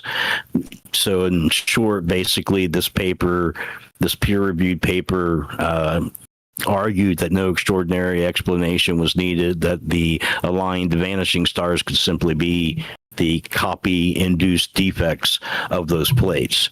So, and it would also explain, I guess in this paper, like it explains that that's why they seem to appear and disappear, is because the lights only appeared in the plates that were photocopied plates. Okay, I see. So this is even more weird than I could dream. And I'm a strange guy. So I posted that in the chat too. I posted the where that paper is. Okay, thank you for that. And I will follow up on that. And I love these new ideas that I haven't heard, that I haven't considered. And so what does that mean about us in that, let's say in that contextual space of what that scales to? What are we? What are we? I guess is the general question there. Well, I mean, peer review doesn't equate into absolute fact or proof. It just means that the people in this whole, you know what I mean? It's like people agree, yeah, that's a reasonable explanation. Very likely Occam's razor kind of a thing. That's the way I look at it, is like some people are looking for the most mundane possibility, and sometimes they propagate that possibility up as much as somebody looking for an extraordinary possibility. So on either side of that fence, I worry about believing. It's like, okay, so maybe that's the case. I don't really know. I didn't go and examine the plates myself. And of course, I'm not saying there's a conspiracy or nothing. I'm just saying I don't really know myself, right? I just found this paper where these two people are like, yeah, man, it's this. But I have a whole idea too, man. Yeah, and me too. And we could write papers too, because of course in the what is it? The democratization of information and ideas. Everybody's an academic. You just what I mean is, we well have our chat GPTs and whatnot, but I got your paper up. Thank you for that. But what I mean is of course that opinions and a-holes. Have you ever heard this one? Everybody's got one. Everybody has one. Some people get paid to put theirs in print and publish it, and some people get theirs published. And I'm getting a paper published here in October. Nice. Through Kinzer and Company. It's a historical paper, but nice. And then you will have become a true human being in the true human sense. And of course, you sense my sarcasm. That's the thing that makes us a true human. Complete, man. Yeah, exactly. I want to read this too. I've been searching for this comment for the entire time you've been talking, because it was so funny I didn't read it when Matsau posted this. He said, "We can't even get to level 1 talking about Kardashev civilizations. We are still fighting over parking spaces." We're at 0.3 right now. Yeah, exactly. 0.3 for the parking spaces. Yeah, exactly. So this paper that you shared, I will link will be in the description below. So again, thank you for sharing these ideas and all of this. Like I said, I'm with you. I don't know, and I think it's important to stretch and kind of consider what reality is. And when you see something so jarring like this, when we're like, okay, bro, 75 years ago, there were hundreds of stars that we have a record of that are now no longer there. And not only that, the people looking at this think it's not stars. The prevailing theory, at least as I understand it, is they are some level of flat plate-like glass or something that's reflecting sunlight that we're catching as part of our star surveys. Like, that is very zoo hypothesis. I mean, all the wild things you can think of kind of come to mind when you consider that. And also, if that's the case, that there's some level of conceptually some level of sentience to those things, clearly they would cloak at some point, or maybe just be like, oops, they saw us, and then just turn it off, and maybe they're still there, right? I don't know. apparently there was a lot of these that they actually narrowed down to like 5,399. Apparently they started off with a way higher number, and 290K had matches in infrared catalog. 189 were asteroids, 35 were variable stars, 180 were high proper motion stars missed by Gaia, and 3,592 were artifacts from plate digitalization. After all of those things, they still had 5,399 that these guys started looking into, or she wrote that paper. So apparently there was like a huge amount of this happening anyway, and they had to narrow all the possibilities down. And yeah, like what they said was just what you said. What was left over seemed to be like low Earth orbiting objects that were really shiny, like mirrors, or really always umbra.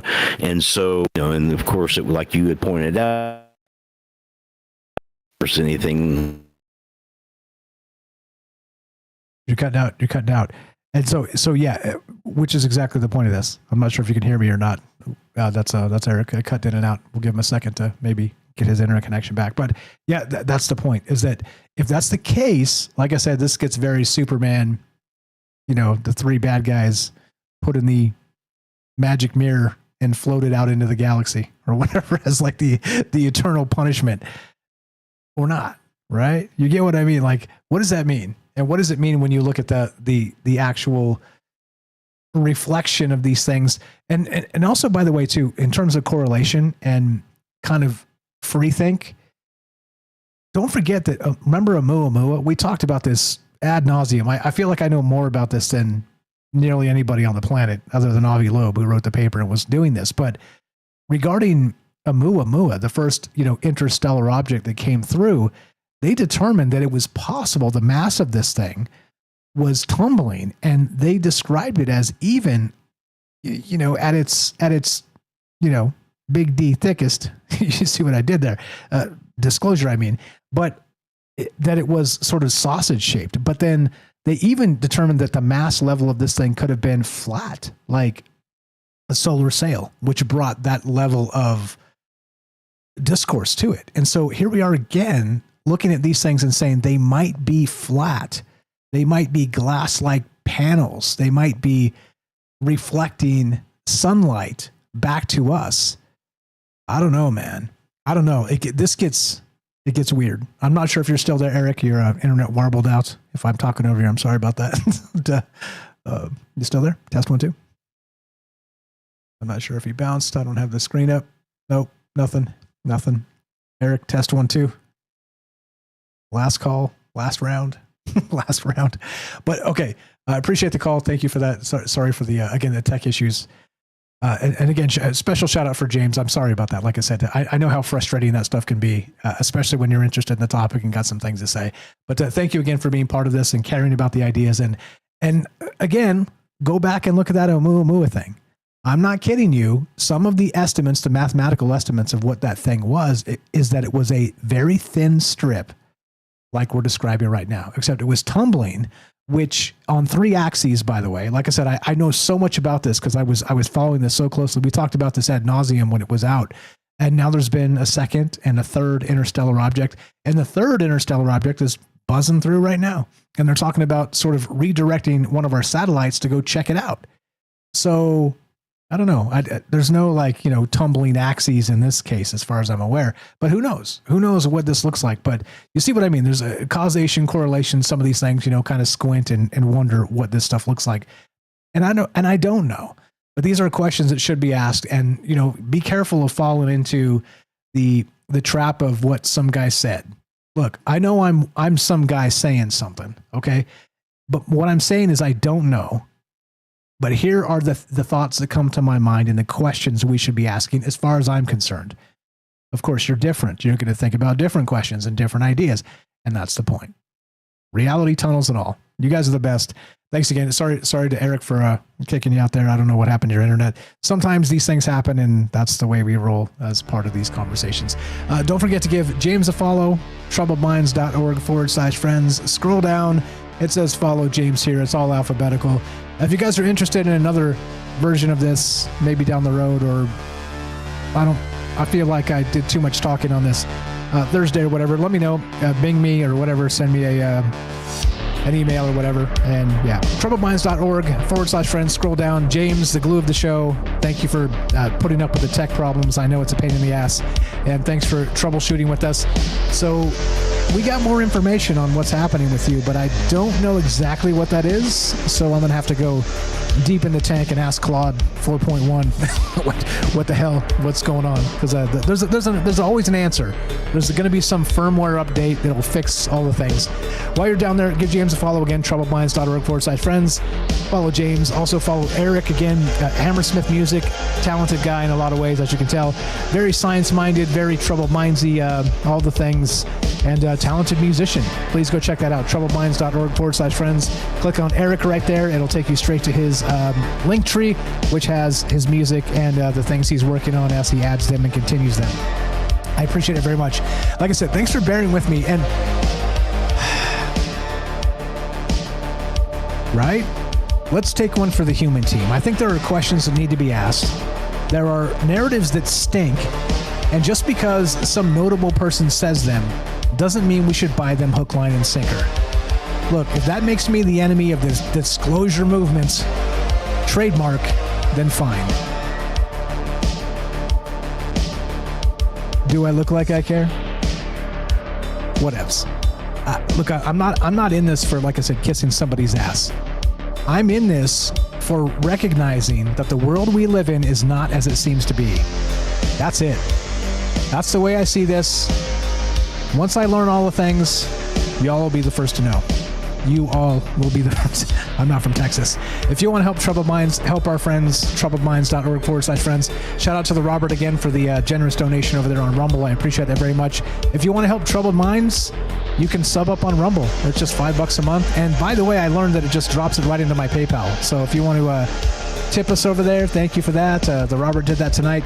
And he also subbed up over there. And shout out Magavelli, apparently the official graphic designer of Troubled Minds. that guy also over there tipping us a lot on the Rumble. Appreciate it very much, because of course we've been demonetized on YouTube.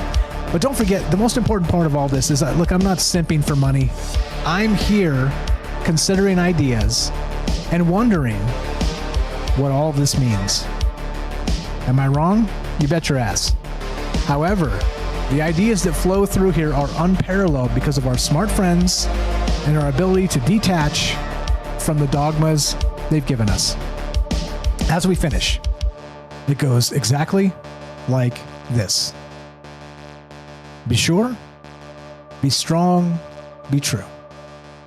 Thank you for listening. From our troubled minds to yours, have a great night. We'll see you on Thursday night, God willing. Don't forget the Stoic mindset. Tomorrow is not yours until it is. So do your best and consider everything you have in the moment.